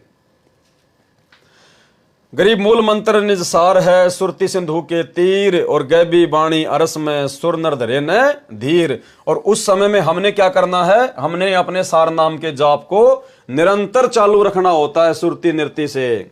सरलार्थ, मूल मंत्र जो सार नाम है उसका जाप सुरती नृत्य से किया जाता है। सुरती यानी सूक्ष्म दृष्टि, और सिंधु यानी सागर, तीर यानी किनारे। जैसे भव सागर है ऐसे ही सतलोक सागर है, उसके किनारे जाने के लिए सूक्ष्म ध्यान सुरती की आवश्यकता है। वो ऑटोमेटिक लगेगी हमारी, हमने टेंशन लेने की जरूरत नहीं है। गुरुजी जब हमें सार नाम देंगे तो हमें उसकी विधि बताएंगे, और जब हम उस लोक में जाएंगे जहां पर हम जाएंगे ऑटोमेटिक वो सुरती हमारी उस नाम पे ऑटोमेटिक लग जाएगी। हमें घबराने की जरूरत नहीं है, टेंशन लेने की जरूरत नहीं है। ये तो परमात्मा में समझ आ रहा है कि ऐसा ऐसा होता है। गरीबदास जी ने बताया कि मैं गया था भाई वहां पर तो ऐसा ऐसा है, यानी कोई ये सोचे कि हम तो बिना सतगुरु के ही सतलोक चले जाएंगे। तो गरीबदास जी कह रहे कि इस बहम में ना रहना, बहुत बड़ा बखेड़ा है काल का। लेकिन हमें टेंशन लेने की जरूरत नहीं है, चाहे कुछ भी हो, कुछ भी गरजे, कुछ भी बादल फटे, हमारे साथ परमात्मा रहेगा और उनका नाम हमारे साथ में रहेगा। अब जिस प्रकार आपको मान लीजिए, जिस प्रकार आपको दिल्ली से आपको नेपाल जाना है, किसमें जाओगे? बस में बैठ के जाओगे। अगर आपको पता है कि ये बस नेपाल की है, कंफर्म है, और नेपाल की आपने टिकट कटवा रखी है और बस में अपनी सीट पर बैठ गए, तो फिर आपको टेंशन लेने की जरूरत नहीं है। वो बस चाहे उत्तराखंड में चक्कर काट के जाए, चाहे वो राजस्थान में चक्कर काट के जाए, लेकिन आपको तो लोग पहुंचाएगी, क्योंकि आप उसी बस में बैठे हैं जो नेपाल जाने वाली है, और उस बस की टिकट भी आपके हाथ में है, कंफर्म है। तो फिर आपको टेंशन लेने की जरूरत नहीं है, डरने की जरूरत नहीं है, बार बार खिड़की से मुंह निकाल के देखने की जरूरत नहीं है। वो आपको नेपाली जाके छोड़ेगी। अरस यानी आकाश में बहुत सी गैबी वाणी अर्थात रहस्यमय आवाजें होती हैं, उनसे उन भक्तों को भय उत्पन्न होता है जिनके पास सार नाम नहीं होता है, जो मनमुखी होते हैं, जिनके पास सार नाम नहीं होता है, सच्चा नाम नहीं होता है, वो डर जाएंगे। वे सुर अर्थात देवता, नर अर्थात जो पूर्व जन्म की भक्ति से बिना गुरु से ध्यान लगाकर समाधिस्थ हो जाते हैं, वे भयभीत हो जाते हैं क्योंकि उनके पास सार नाम नहीं होता। वाणी। गरीब अजब नगर में ले गया हमको सतगुरुआण, अजब नगर यानी सतलोक में लेकर गया कौन? हमको सतगुरु आन, सतगुरुदेव भगवान आकर हमें कहां ले गए? अजब नगर में, सतलोक में, और झिलके बिंब अगात गति, हम सूते चादर तान। हम तो निश्चिंत होके सो गए। गरीबदास जी कह रहे हैं कि अपनी आंखों से देख के आया हूं और वहां जाके आया हूं, सारे ठाट बाट सारे सुख देख के आया हूं, घूम के आया हूं, और नीचे के ब्रह्मा विष्णु महेश और अक्षर पुरुष, देवी देवता, ब्रह्मा विष्णु महेश सबसे मिल के आया हूं। बिल्कुल कन्फर्म है जो गुरुजी बता रहे हैं वो। तो आप और हमें विश्वास दिलाने के लिए गरीबदास जी ने इतना ये प्रयास किया, ये वाणियां लिखवाई कि भाई आप पिछली पीढ़ी वाले भक्तों को 100% यकीन हो जाना चाहिए सतगुरुदेव भगवान के सत्संगों पर, उनके वचनों पर, कि जो सतगुरु रामपाल जी भगवान कह रहे हैं, सूरज पूर्व की बजाय पश्चिम में उदय हो सकता है, लेकिन संत रामपाल जी के मुख से निकला हुआ वचन झूठा नहीं हो सकता। इतना दृढ़ विश्वास हमें हो जाना चाहिए। गरीब अजब नगर में ले गया हमको सतगुरु आण, और झिलके बिंब अगाध गति, सूते चादर ताण। सरलार्थ, सतगुरु जो पूर्ण ब्रह्म जी हैं। कौन कह रहे हैं? गरीबदास जी। क्या कह रहे हैं? कि मुझे जो सतगुरु मिले थे वो कौन है? पूर्ण ब्रह्म जी, अर्थात पूर्ण परमात्मा। तो भाई वो गरीबदास जी के ही सतगुरु तो आज हमें मिले हैं, कबीर जी। तो कौन है ये? पूर्ण ब्रह्म जी, पूर्ण परमात्मा। सतगुरु जो पूर्ण ब्रह्म जी हैं, वे जिंदा बाबा के रूप में सत्यलोक से पृथ्वी पर आकर मुझे अजब नगर, अद्भुत नगर अर्थात सतलोक में लेकर गए। वहां पर अनोखी झिलमिल हो रही थी, झिलके बिंब अगात गति। वहां अनोखी झिलमिल हो रही थी, रोशनी हो रही थी। वहां जाकर पता चला कि यह स्थान पूर्ण सुखमय है, पूर्ण आनंदित है। यह परमात्मा अविनाशी है। इनका दिया ज्ञान तथा भक्ति की साधना सत्य शास्त्र अनुकूल है। अब मुझे विश्वास हो गया कि मेरा कल्याण निश्चित है। सूते चादर तान, इसलिए सूते चादर तान अर्थात चादर तान कर सोने का भावार्थ है जिस व्यक्ति ने उस दिन का सारा काम समाप्त कर लिया हो, तो वह चादर ओढ़कर यानी कोई भी कपड़ा ओढ़कर सो रहा हो, तो अन्य व्यक्ति आकर कहे और पूछता है कि सारा कार्य कर लिया? लगता है कोई कार्य शेष नहीं रहा, इसीलिए तो चादर तान कर सो रहा है, रजाई ओढ़कर सो रहा है। चादर तान कर सोना मतलब निश्चिंत होकर रहना। तो हमें विश्वास दिला रहे हैं गरीबदास जी महाराज कि मैं जो तुम्हें कह रहा हूं बिल्कुल कन्फर्म है। हम देखा सो साच है और सकल परपंच, और जो देखा वही गरीबदास जी ने वाणी में लिखवाया। तो हम भक्तों को बिना सतलोक देखे, और भाई और बहनों, हम जितने भी साथ संगति से भाई बहन जुड़े हुए हैं, आप और हमें अच्छे से पता है, अंदर से पता है कि हमने कभी सौपन में भी नहीं सोचा कि हमारे गुरुजी हमें सतलोक के दर्शन जो है वो करवा कर लाएं। हम भक्तों ने कभी सौपन में भी नहीं सोचा कि हमारे गुरुजी संत रामपाल जी जब हमें सतलोक के दर्शन करवा कर लाएंगे सपने में या वैसे, तब हमें विश्वास होगा कि हां सतलोक है। नहीं, हमने तो कभी सपने में भी नहीं सोचा कि हमारे गुरुजी हमें सतलोक दिखाएंगे तब मानेंगे। हमने तो शुरू से ही अपने गुरुजी के वचनों पर यकीन कर लिया, विश्वास कर लिया। हम लोगों के इंटरव्यू देखते हैं कि गुरुजी रात में आए और मेरी आत्मा को सतलोक में ले गए, मुझे आम खिलाया, मुझे अमरूद खिलाया, मुझे वहां पर घुमाया, ब्रह्मा विष्णु महेश दिखाए, मुझे तपस्या दिखाई। ये तमाम प्रकार के इंटरव्यू देखने के बाद भी हम सत्सेवकों के मन में कभी नहीं आई कि गुरुजी हमें भी सतलोक दिखाएं। भाई और बहनों, इसीलिए तो परमात्मा कहते हैं कि गोता मारूं स्वर्ग में और जा बैठूं पाताल, और गरीब दास ढूंढता फिरूं अपने हीरे मोती लाल। साध संगति से जुड़े हुए भाई बहन वो हीरे मोती लाल हैं जिन्होंने अपने गुरुजी के वचन पर ही विश्वास कर लिया। गुरुजी ने कहा सत्य, और एक सत्संग में परमात्मा ने कहा कि सच्ची आत्माओं की यही पहचान होती है। जो उसके बाप ने बोल दिया उसने यकीन कर लिया। उदाहरण दिया गुरुदेव भगवान ने कि बाप अपने जवान बेटी का रिश्ता तय करके आता है और शाम को घर आकर बताता है कि लड़का ऐसा है, ऐसा ऐसा सुंदर है, ऐसा ऐसा उसके मकान है, ऐसी ऐसी उसके जमीन है, तो वो बेटी अपने बाप के मुंह से सुनकर ही यकीन कर लेती है।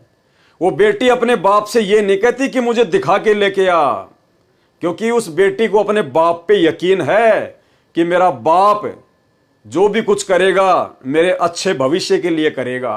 वो बेटी कोई प्रश्न चिन्ह नहीं उठाती, कोई सवाल नहीं करती, कोई ऑब्जेक्शन नहीं करती, और उसको पक्का विश्वास होता है कि जैसा मेरे बाप ने कहा वैसा ही मुझे वहां का घर बार मिलेगा, मुझे मेरा होने वाला पति मिलेगा। तो भाइयों और बहनों, ये अच्छी आत्मा की पहचान बताई परमात्मा ने।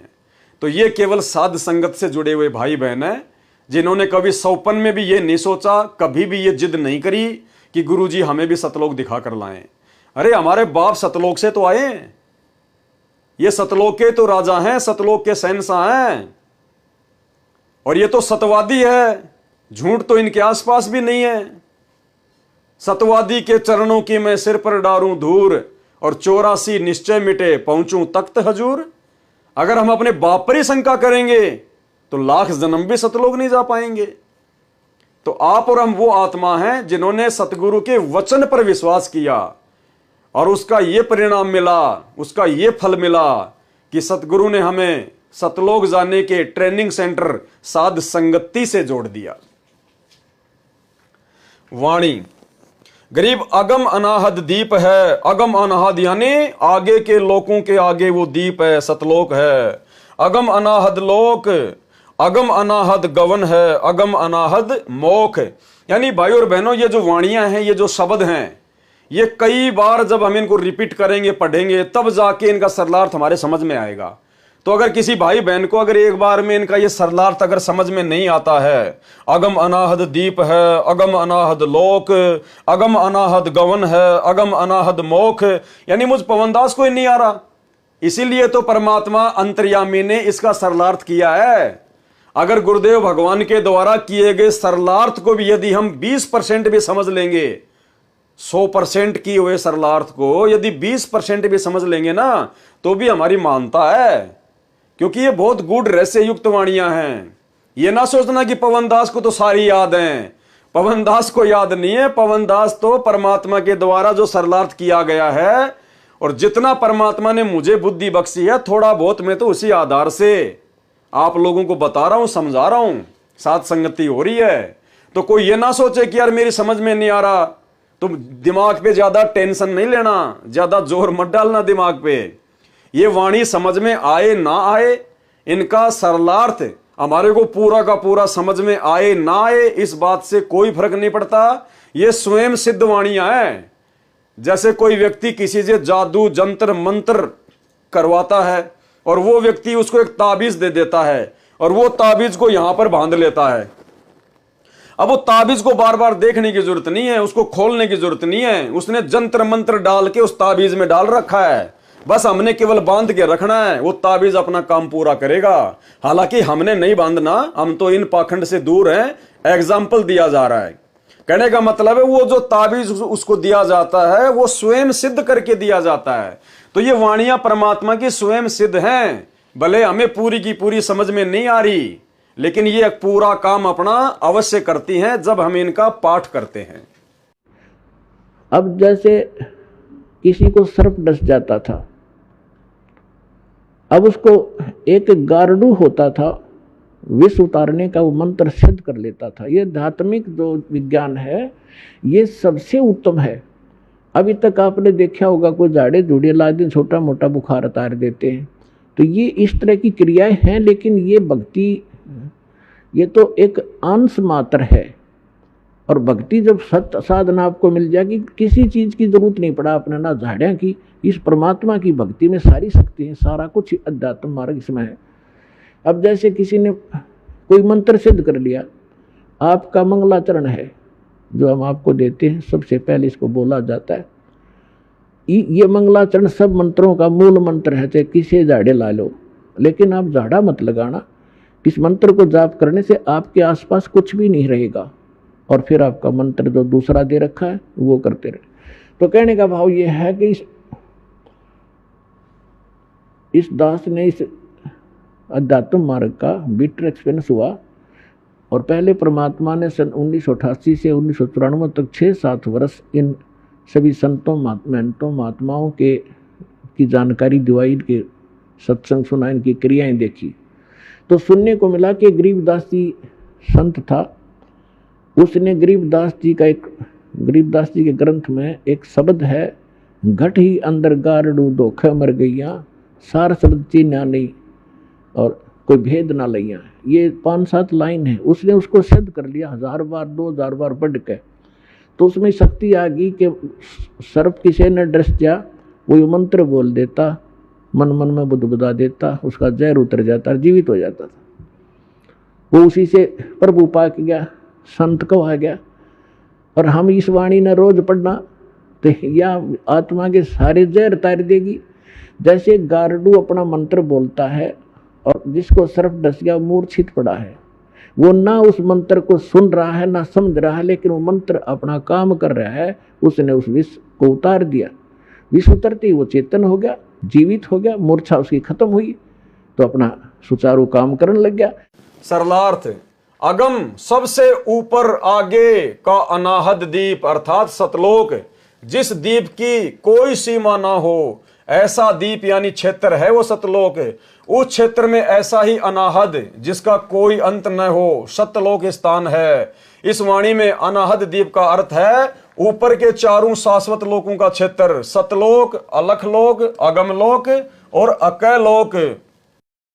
इस लोक में जाने के लिए भी अगम यानी अन्य लोकों वाले भक्ति मार्ग से आगे का अर्थात उत्तम भक्ति है। गवन प्रस्थान उस भक्ति मार्ग से सबसे आगे का अगम अनाहद मोक्ष शाश्वत मोक्ष है। अब बताओ हम इसको क्या समझेंगे? गुरुजी ने यथार्थ अनुवाद कर दिया, उसके बाद भी हमारे दिमाग में 5% भी नहीं आई। तो इसका निष्कर्ष यह है, परमात्मा कह रहे हैं कि सबसे पहले तो हम यहां से जो आगे का लोक है, जो अगम लोक है, अगम दीप है, सतलोक, हम वहां जाएं। और वहां जाने के बाद फिर ऊपर के जो 3 लोक और हैं, सतलोक के ऊपर अगम लोक, अलक लोक, अकय लोक, फिर वहां जाने के लिए भी भक्ति करनी पड़ती है। वैसे तो सतलोक में ही सारे सुख हैं, भले आप ऊपर की भक्ति ना करो, वहां आपका जन्म मरण नहीं होगा, बुढ़ापा नहीं होगा, कोई रोग नहीं होगा, किसी प्रकार की कोई कमी नहीं होगी, कोई काम नहीं करना पड़ेगा। लेकिन यदि उससे भी आगे जाना चाहो, उससे भी ज्यादा सुख प्राप्त करना चाहो, तो फिर उन आगे के लोगों की भी सतलोक में जाने के बाद में भक्ति करनी पड़ती है। वो तुम्हारी मर्जी, चाहे करो चाहे ना करो, इसका फाइनल रिजल्ट ये है। और आपको विश्वास दिलाने के लिए गुरु जी का छोटा सा एक सत्संग भी सुना देता हूं, जिसमें परमात्मा ने यही बातें बताई है। सतलोक में जाकर सुरता संकट कट जा सारे, अलख लोक और अगम लोक के, यानी सतलोक में जाकर के फिर अलख अगम लोक को और सतनामी को हम वहां जाकर के प्राप्त करेंगे। वहां अलग से वहां भक्ति, हम चाहेंगे ऊपर जाना तो वहां भक्ति करेंगे, नहीं तो सतलोक में। जैसे हम इस लोक ने छोड़कर जी को ना, और ये तो छुट्टे भी गा, तो वहां तो इतना आनंद हो जाएगा, वो आपकी इच्छा आगे ऊपर चलना या ना चलना, सतलोक तक जाने के बाद कोई कष्ट नहीं है, फिर पुनर्जन्म नहीं है। अनामी लोक में जाने के बाद फिर वहां आत्मा और परमात्मा एक हो जाते हैं, आत्मा परमात्मा में समा जाती है। लेकिन सतलोक, अलखलोक और अगम लोक में वहां आत्मा और परमात्मा का अलग अस्तित्व है। वाणी गरीब सतगुरु पारस रूप है और हमरी लोहा जात, और पलक बीच कंचन करे पलटे पिंड रुगात। देखो कितनी सिंपल वाणी लग रही है ना हमारे को। गरीबदास जी कह रहे हैं कि जो सतगुरु मुझे मिले थे वो तो पारस जैसे हैं, पारस जैसे, जो अपना तत्व ज्ञान देकर मिनट में अपने भगत को चेंज कर देते हैं, उसकी काया पलट देते हैं। और हमारी लोहा जात, और हम जीव तो लोहा हैं उस पारस रूपी सतगुरु के आगे। पलक बीच कंचन करें, पलक बीच यानी आंख झपकने जितनी देर में वो परमात्मा सोना बना दे हमारी काया का, यानी अपने ज्ञान से हमारे विचारों को चेंज कर दे। पलटे पिंड और गात, जैसे पारस पत्थर लोहे से इस पर सोने पर लोहे को सुरग बना देता है। यहां पे शायद ये गलती हो गई होगी, जहां तक मुझे आइडिया है, यहां पे आना चाहिए स्वर्ण यानी सोना बना दे, क्योंकि पारस तो सोना बनाता है। वैसे तो पता नहीं, अब मालिक की मौज, हो सकता है जब मैनेजमेंट वालों ने इसको प्रिंट कराया तो हो सकता है उसमें यहाँ पर दिक्कत हो गई होगी, तो यहाँ पे होना चाहिए सोना। जैसे पारस पत्थर लोहे से स्पर्श होने पर लोहे को सोना बना देता है, जिस कारण से वह बहुमूल्य हो जाता है, इसी प्रकार हम तो लोहा जैसे जीव थे। यानी सतगुरु रामपाल जी परमात्मा के मिलने से पहले हम तो लोहे जैसे थे। लोहा भी जंग लगा हुआ, किसी काम का नहीं, खराब, 84 में जाने वाले थे हम तो। सतगुरु का ज्ञान, नाम तथा आशीर्वाद पारस जैसा है, जिसने हमारे को भगत रूपी सोना बना दिया, श्रवण बना दिया। किसने? पारस रूपी सतगुरु रामपाल जी परमेश्वर जी ने हमारा पिंडरुगात अर्थात शरीर ही पलट दिया, अर्थात बुराई छुड़वाकर सत्य भक्ति पर लगाकर जीव का उद्धार कर दिया। वाणी, गरीब हम तो लोहा कठिन है और सतगुरु बने लुहार। यानी हम तो बहुत ही ज्यादा जो है बिगड़े हुए जीव थे, बिल्कुल घटिया स्तर के जीव, और सतगुरु बने लुहार। सतगुरु भी एक नंबर का लुहार निकला, मार मार के थोड़े अपने तत्व ज्ञान के, मार मार के चोट, फिर गर्म किया, फिर थोड़े मारे, बार बार सृष्टि रचना सुनाई, बार बार ज्ञान सुनाया। गरीब हम तो लोहा कठिन है, सतगुरु बने लुहार, और जुगन जुगन के मोर्चे तोड़ गणे गड़सार। जुगन जुगन के मोर्चे, असंख्य युगों के हमारा वो अज्ञान, वो मैल जो हमारी आत्मा पे चढ़ा हुआ था, मालिक ने मार मार के हथौड़े, वो घण मार मार के हमारे को कोमल कर दिया। गरीब हम तो लोहा कठिन है, सतगुरु बने लुहार, और जुगन जुगन के मोर्चे तोड़ घने घनसार। किसने किया? समर्थ सतगुरु रामपाल जी भगवान ने। इनके बिना कोई भी जीव की काया पलट नहीं कर सकता, अवगुणी जीव को सद्गुणों में तब्दील नहीं कर सकता। आप और हम कितने नीच थे, कितने घटिया थे, कितने बिगड़े हुए थे, कितनी गंदी सोच थी, कितनी घटिया मानसिकता थी, अपने स्वार्थ से ऊपर कुछ देखा ही नहीं करते थे। और आज देखो परमात्मा ने बिल्कुल सोना बना दिए, सोना। तो कौन कर सकता है भाई? ये केवल पारस रूपी सतगुरु कर सकता है, ये असली लोहार कर सकता है। गरीब हम तो लोहा कठिन है, सतगुरु बने लुहार, और जुगन जुगन के मोर्चे तोड़ घड़े घनसार। अन्य उदाहरण दिया है कि सतगुरु तो लोहार समान है, हम लोहा थे, यानी सतगुरु तो लोहार के समान और हम थे लोहा। लोहा भी जर युक्त, यानी बिल्कुल घटिया क्वालिटी का लोहा, जर लगा हुआ। कठिन अर्थात अहंकार से युक्त, भक्ति रहित थे। सतगुरु जी ने हमारे ऊपर सत्संग वचनों के बाण मारकर हमारा अहंकार तोड़ दिया, तथा जो युगों युगों का जन्म मरण का मोर्चा तैयार किए हुए थे वह समाप्त कर दिया, अर्थात 84 वाला सारा झंझट ही समाप्त कर दिया। वाणी, गरीब हम पशुआ जनजीव हैं, हम तो जानवर के जैसे हैं, जानवर के जैसे। और सतगुरु जात भिरंग, और सतगुरु उस कीड़े की तरह है, उस भौरे की तरह है, जो भगत को अपने संपर्क में लेकर अपने जैसा बना देता है, भिरंग भिरंग करके, और मुर्दे से जिंदा करे, पलट धरत है अंग। भक्ति का ज्ञान न होने के कारण हम तो पशु के तुल्य जीवन जी रहे थे। सतगुरु जी ने बार बार सत्संग सुनाकर अपने जैसा बना लिए। जैसे एक भृंग कीड़ा पंखों वाला अन्य बिना पंखों के कीड़े को अपनी आवाज सुना सुनाकर अपने जैसा बना लेता है।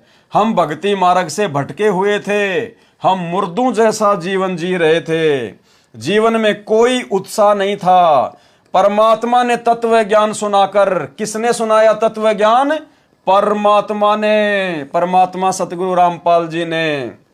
परमात्मा ने तत्व ज्ञान सुनाकर जीवन में नई चेतना भरकर जिंदा समान कर दिया, जिंदा समान। वाणी, गरीब सतगुरु शिकलीगर बने। शिकलीगर होता है जो ताले की चाबी बनाता है कुट कुट के। गरीब सतगुरु शिकलीगर बने और यो तंतेगा दे, और हमारा शरीर तो जो है वो तलवार के जैसा था। जुगन जुगन के मोर्चे और खोवे ब्रह्म संदेह। शिकलीगर तालों को ताली लगाते थे, जो नई चाबी एक कील को कूट छेद कर बना देते थे। सतगुरु इसी प्रकार हम जीवों को भक्ति करने योग्य शब्द की चोट मारकर बनाते हैं। इसलिए कहा है कि सतगुरु शिकलीगर बने, और ये शरीर तेगा यानी तलवार तुल्य है। इस शरीर से भक्ति करके जन्म मरण से छुटकारा पाने का युद्ध जीतना है। सतगुरु युगों युगों का भ्रम निवारण करके सर्व शंकाओं का नाश कर देते हैं। वाणी संख्या 97। गरीब सतगुरु कंद कपूर है। कंद यानी फल और कपूर यानी अमृत जैसा। सतगुरु कंद कपूर है और हमरी तुनका दे, और हम क्या हैं? तुनके जैसे। तुनका क्या होता है? जैसे कोई लकड़ी का कोई होता है ना, वो तिनका, सूखा जो तिनका जो घास का होता है। कहते हैं हमारे सतगुरुदेव भगवान तो अमृत जैसे फल हैं, और हम जीव क्या हैं? तिनके जैसे, वो भी सूखा तिनका। स्वाति सीप का मेल है चंद चकोरा ने। सतगुरु जी तो अमृत फल तुल्य है, हमारा शरीर तो तिनके तुल्य है। जैसे स्वाति नक्षत्र की वर्षा की बूंद सीप के मुंह में गिरने से मोती बन जाता है, ऐसे सतगुरु जी ने हमारे अंतःकरण रूपी सीप में यानी हमारे हृदय में सत्य साधना रूपी स्वाति की बूंद डाली, यानी अपना तत्व ज्ञान डाला, अपना उपदेश डाला, वो मंत्र डाले। हमने परमात्मा रूपी सतगुरु में इतनी लगन लगाई। किस में लगाई? परमात्मा रूपी सतगुरु में। यानी ये स्वयं ही परमात्मा है जो सतगुरु का रोल कर रहे हैं। इसीलिए तो हमने इस फोटो को रिजेक्ट कर दिया, क्योंकि हमें परमात्मा रूपी सतगुरु की पहचान हो गई। हमने परमात्मा रूपी सतगुरु में इतनी लगन लगाई जैसे चकोर पक्षी चांद को देखने में लगाता है। गुरुदेव भगवान ने बताया कि एक चकोर नाम का पक्षी होता है जिसको चांद से बेहद लगाव होता है, बेहद प्रेम होता है। और वो चकोर नाम का पक्षी शाम के समय क्या करेगा? किसी ऐसे पेड़ पर बैठेगा जिसके ज्यादा टहनियां नहीं होती है, जिसके ज्यादा पत्ते नहीं होते हैं, सूखा पेड़ देखता है, ताकि मेरे और चांद के बीच में कोई डिस्टरबेंस ना हो। और जैसे चांद उगेगा एक टक उस पे नजर लगा लेगा, हटाएगा नहीं। और जैसे जैसे चांद ऊपर को आएगा वो बैठा बैठा उस पे नजर रखेगा, यूं यूं नजर रखेगा। चांद सीधा आएगा, वो चकोर पक्षी अपनी गर्दन यूं कर लेगा। चांद फिर यूं आएगा, वो पक्षी भी यूं देखेगा, यूं देखेगा।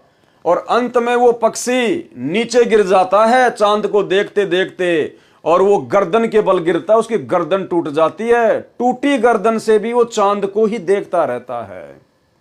तो गरीबदास जी हमें यह समझाना चाहते हैं कि उस चकोर पक्षी के जैसे हमें भगत बनना पड़ेगा। यानी हमने अपने सतगुरु के अलावा सौपन में भी किसी अन्य देव में, महादेव में, नकली साधु संतों में, या यहां इस गंदे लोक की किसी भी चीज में, किसी भी विषय भोग की वस्तु में, यहां के किसी भी सुख में हमने बिल्कुल भी अपनी सुरती नहीं लगानी है, अपना ध्यान नहीं लगाना है। जो वस्तु आवश्यक होगी, यदि मर्यादा में रहकर भक्ति करेंगे तो गुरुजी समय आने पर हमें जरूर उपलब्ध करवाएंगे, क्योंकि वो अंतर्यामी भी है और वो समर्थ भी है। उसके घर में किसी चीज की कमी नहीं है। तो हमने हर प्रकार से इस 21 ब्रह्मांड की हर वस्तु से ध्यान हटाकर और केवल अपनी भक्ति पर लगाना है, अपने सतगुरु पर लगाना है। कोई चीज उनके और हमारे बीच में बाधा नहीं बननी चाहिए, हमारे मन में कोई विकार नहीं आना चाहिए। तो कहते तब जाकर वो भगत सतलोक का दरवाजा देख पाएगा, जिसमें चकोर पक्षी जैसा प्रेम अपने सतगुरुदेव भगवान में बन जाएगा। कहने का मतलब है भाई, जब तक जिएंगे तब तक काल के लोक में रहेंगे, और जो यहाँ की वस्तुएं आवश्यक होगी जीने के लिए वो तो जरूरी है ही हैं, तो वो परमात्मा जरूर उपलब्ध करवाएगा। इसके अलावा फालतू की डिमांड, फालतू की इच्छा, सांग सिनेमा, बड़े बड़े मकान, बड़ी बड़ी गाड़ियां, बड़ी बड़ी सभाओं में जाना, लोगों से तालियां बजवाना, अहंकार में फूल जाना, लोगों से सम्मान और इज्जत की उम्मीद रखना। कहने का मतलब हमने अभी आडंबर, ये पाखंड, ये लोक दिखावे सब त्यागने पड़ेंगे। अपने आप को मिट्टी समझकर, 2 कोड़ी का जीव समझकर, जर लगा हुआ लोहा समझकर और अपने गुरुजी की भक्ति करके यहां से निकलने का प्रयास करना है। जो गुरुजी ने दीक्षा दे दी उन मंत्रों पर अपना ध्यान लगाना है। जो गुरुजी ने नियम बता दिए आजीवन उनको संघर्ष करते हुए निभाना है। ना किसी लोकलाज में फंसना, ना किसी के भय से डरना है, ना किसी को जबरदस्ती हमने दुखी करना। कोई दूसरा दुखी करे तो वो करता रहेगा, हमारा कुछ बिगाड़ नहीं पाएगा, क्योंकि हमारे सिर पर हमारे सतगुरुदेव भगवान बैठे हैं। और परमात्मा कहते हैं सिर पर साईं सत्य है, फिर तो को क्या भय रे। और परमात्मा कहते हैं उस भगत का कोई बाल बाका नहीं कर सकता, जिस साधु का बाल न बाका, जिस पे सतगुरु मेहरबान होते हैं। तो भाई और बहनों, साध संगति से जुड़े हुए हम सत्सेवक भाई बहन इस प्रोसीजर के बेहद निकट हैं, बेहद निकट। और हमने और इसमें आगे बढ़ना है, पूरे 100 नंबर पे पहुंचना है। तो ये कहना चाहते हैं गरीबदास जी महाराज जी कि आपने भी उस चकोर पक्षी की तरह अपने गुरुदेव सतगुरु रामपाल जी परमेश्वर जी में, जो कि स्वयं ही परमात्मा है, हमने परमात्मा रूपी सतगुरु में इतनी लगन लगाई, तो हमने भी अपने परमात्मा रूपी सतगुरु रामपाल जी परमेश्वर जी में, उनकी भक्ति में उतनी ही लगन लगानी है। हमने परमात्मा रूपी सतगुरु में इतनी लगन लगाई जैसे चकोर पक्षी चांद को देखने में लगाता है। एक टक रात्रि में उगते चांद को अस्त तक देखता रहता है, देखते देखते पेड़ से गिरकर गर्दन भी तुड़वा लेता है, परंतु नजर फिर भी चांद को देख रही होती है। ऐसी लगन परमात्मा में लगाकर मोक्ष प्राप्त किया। वाणी गरीब ऐसा सतगुरु से ये, यानी ऐसे सतगुरु की पूजा कीजिए। बेग उधारे हंस, जो हंस को यानी भगत को बहुत जल्दी सतलोक पहुंचा दे, उसका उद्धार कर दे। और भव सागर आवे नहीं, फिर वापस इस भव सागर में 21 ब्रह्मांड में नहीं आना। और जोरा काल विध्वंस, और ना ही फिर हमारे ऊपर इस जोरा यानी इस मौत का और काल का किसी प्रकार का कोई भी जोर नहीं चलेगा। हम फिर बार बार जन्म और मरण में नहीं आएंगे। गरीब ऐसा सतगुरु से ये बेग उदारे हंस, भव सागर आवे नहीं, जोरा काल विध्वंस, यानी इस काल और इस मृत्यु के विध्वंस में फिर हम वापस नहीं फंसेंगे। भव सागर आवे नहीं। सरलार्थ ऐसा सतगुरु कीजिए जो शीघ्र कल्याण करे। हंस रूपी भगत को संदेश दिया है, आगे कहा है कि फिर संसार सागर में पुनः जन्म नहीं लेता।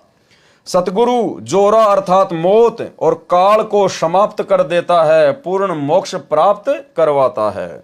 वाणी गरीब पट्टन नगरी घर करे। पट्टन नगरी यानी सतलोक, कि अब भगत ने सतलोक में अपना निवास स्थान बना लेना चाहिए, अपना घर कर लेना चाहिए सतलोक में।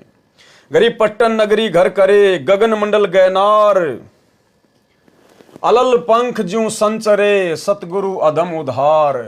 सरलार्थ सत्य साधना से उस पट्टन नगरी सतलोक में घर करें, निवास स्थान प्राप्त करता है, जो गगन मंडल में अर्थात पर्वत जैसा ऊंचा महल है।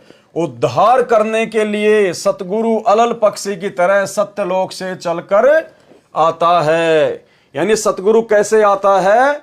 अलल पक्षी की तरह सतगुरु अपने भक्तों को लेने के लिए यहां आता है। वाणी गरीब अलल पंख अनुराग है और सुन मंडल रहे थीर, दास गरीब उधारिया, सतगुरु मिले कबीर। सरलार्थ जिस प्रकार अलल पक्षी का बच्चा पृथ्वी पर होता है, वह अपने परिवार तथा घर को नहीं भूलता, जो ऊपर वायु में आकाश में होता है।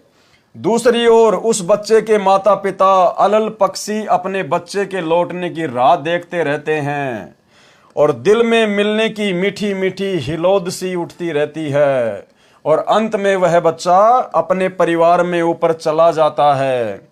इसी प्रकार परमात्मा आपको सदा चाहता है कि मेरे बच्चे मेरे पास सतलोक में आ जाएं, सदा सुखी हो जाएं। हम सतगुरु के भगत अलल पंख के बच्चे की तरह परमात्मा को तथा अपने घर सत्यलोक को नहीं भूलेंगे, तो एक दिन हम सतलोक चले जाएंगे।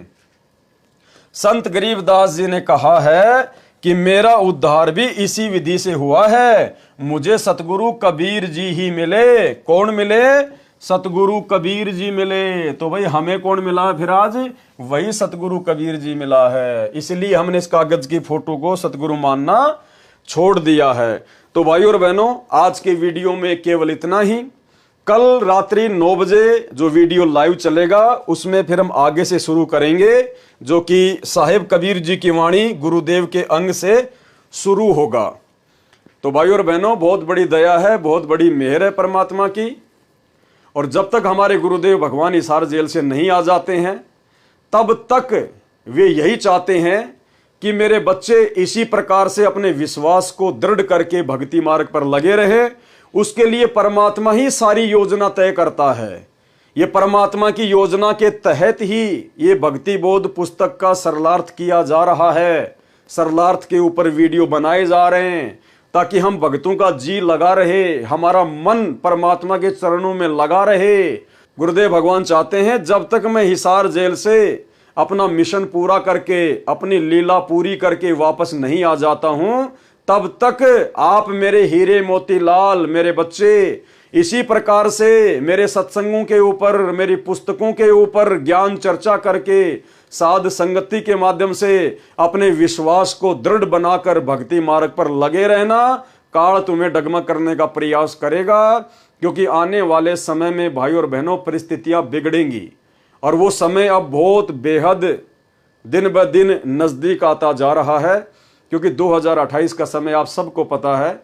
ज्ञान गंगा पुस्तक में नास्त्रदमस की भविष्यवाणी में स्वयं सतगुरु रामपाल जी परमेश्वर जी ने युग परिवर्तन का समय निर्धारित किया हुआ है। और उस युग परिवर्तन से पहले भाई और बहनों परमात्मा का आना भी मुश्किल है, क्योंकि उस समय से पहले दुनिया को परमात्मा की आवश्यकता ही नहीं पड़ेगी। जब परिस्थितियां बिगड़ेंगी, ये काल और दुर्गा चारों तरफ से दुनिया को घेर लेगी। क्योंकि आभास तो उनको भी हो गया कि भाई वो परमात्मा धरती पर आया हुआ है। अब वो पहचान नहीं पा रहे, ये बात अलग है, क्योंकि सतगुरु तो समर्थ है। वो तो जिसको चाहेगा उसको अपना हाथ पकड़वाएगा, अपनी पहचान करवाएगा।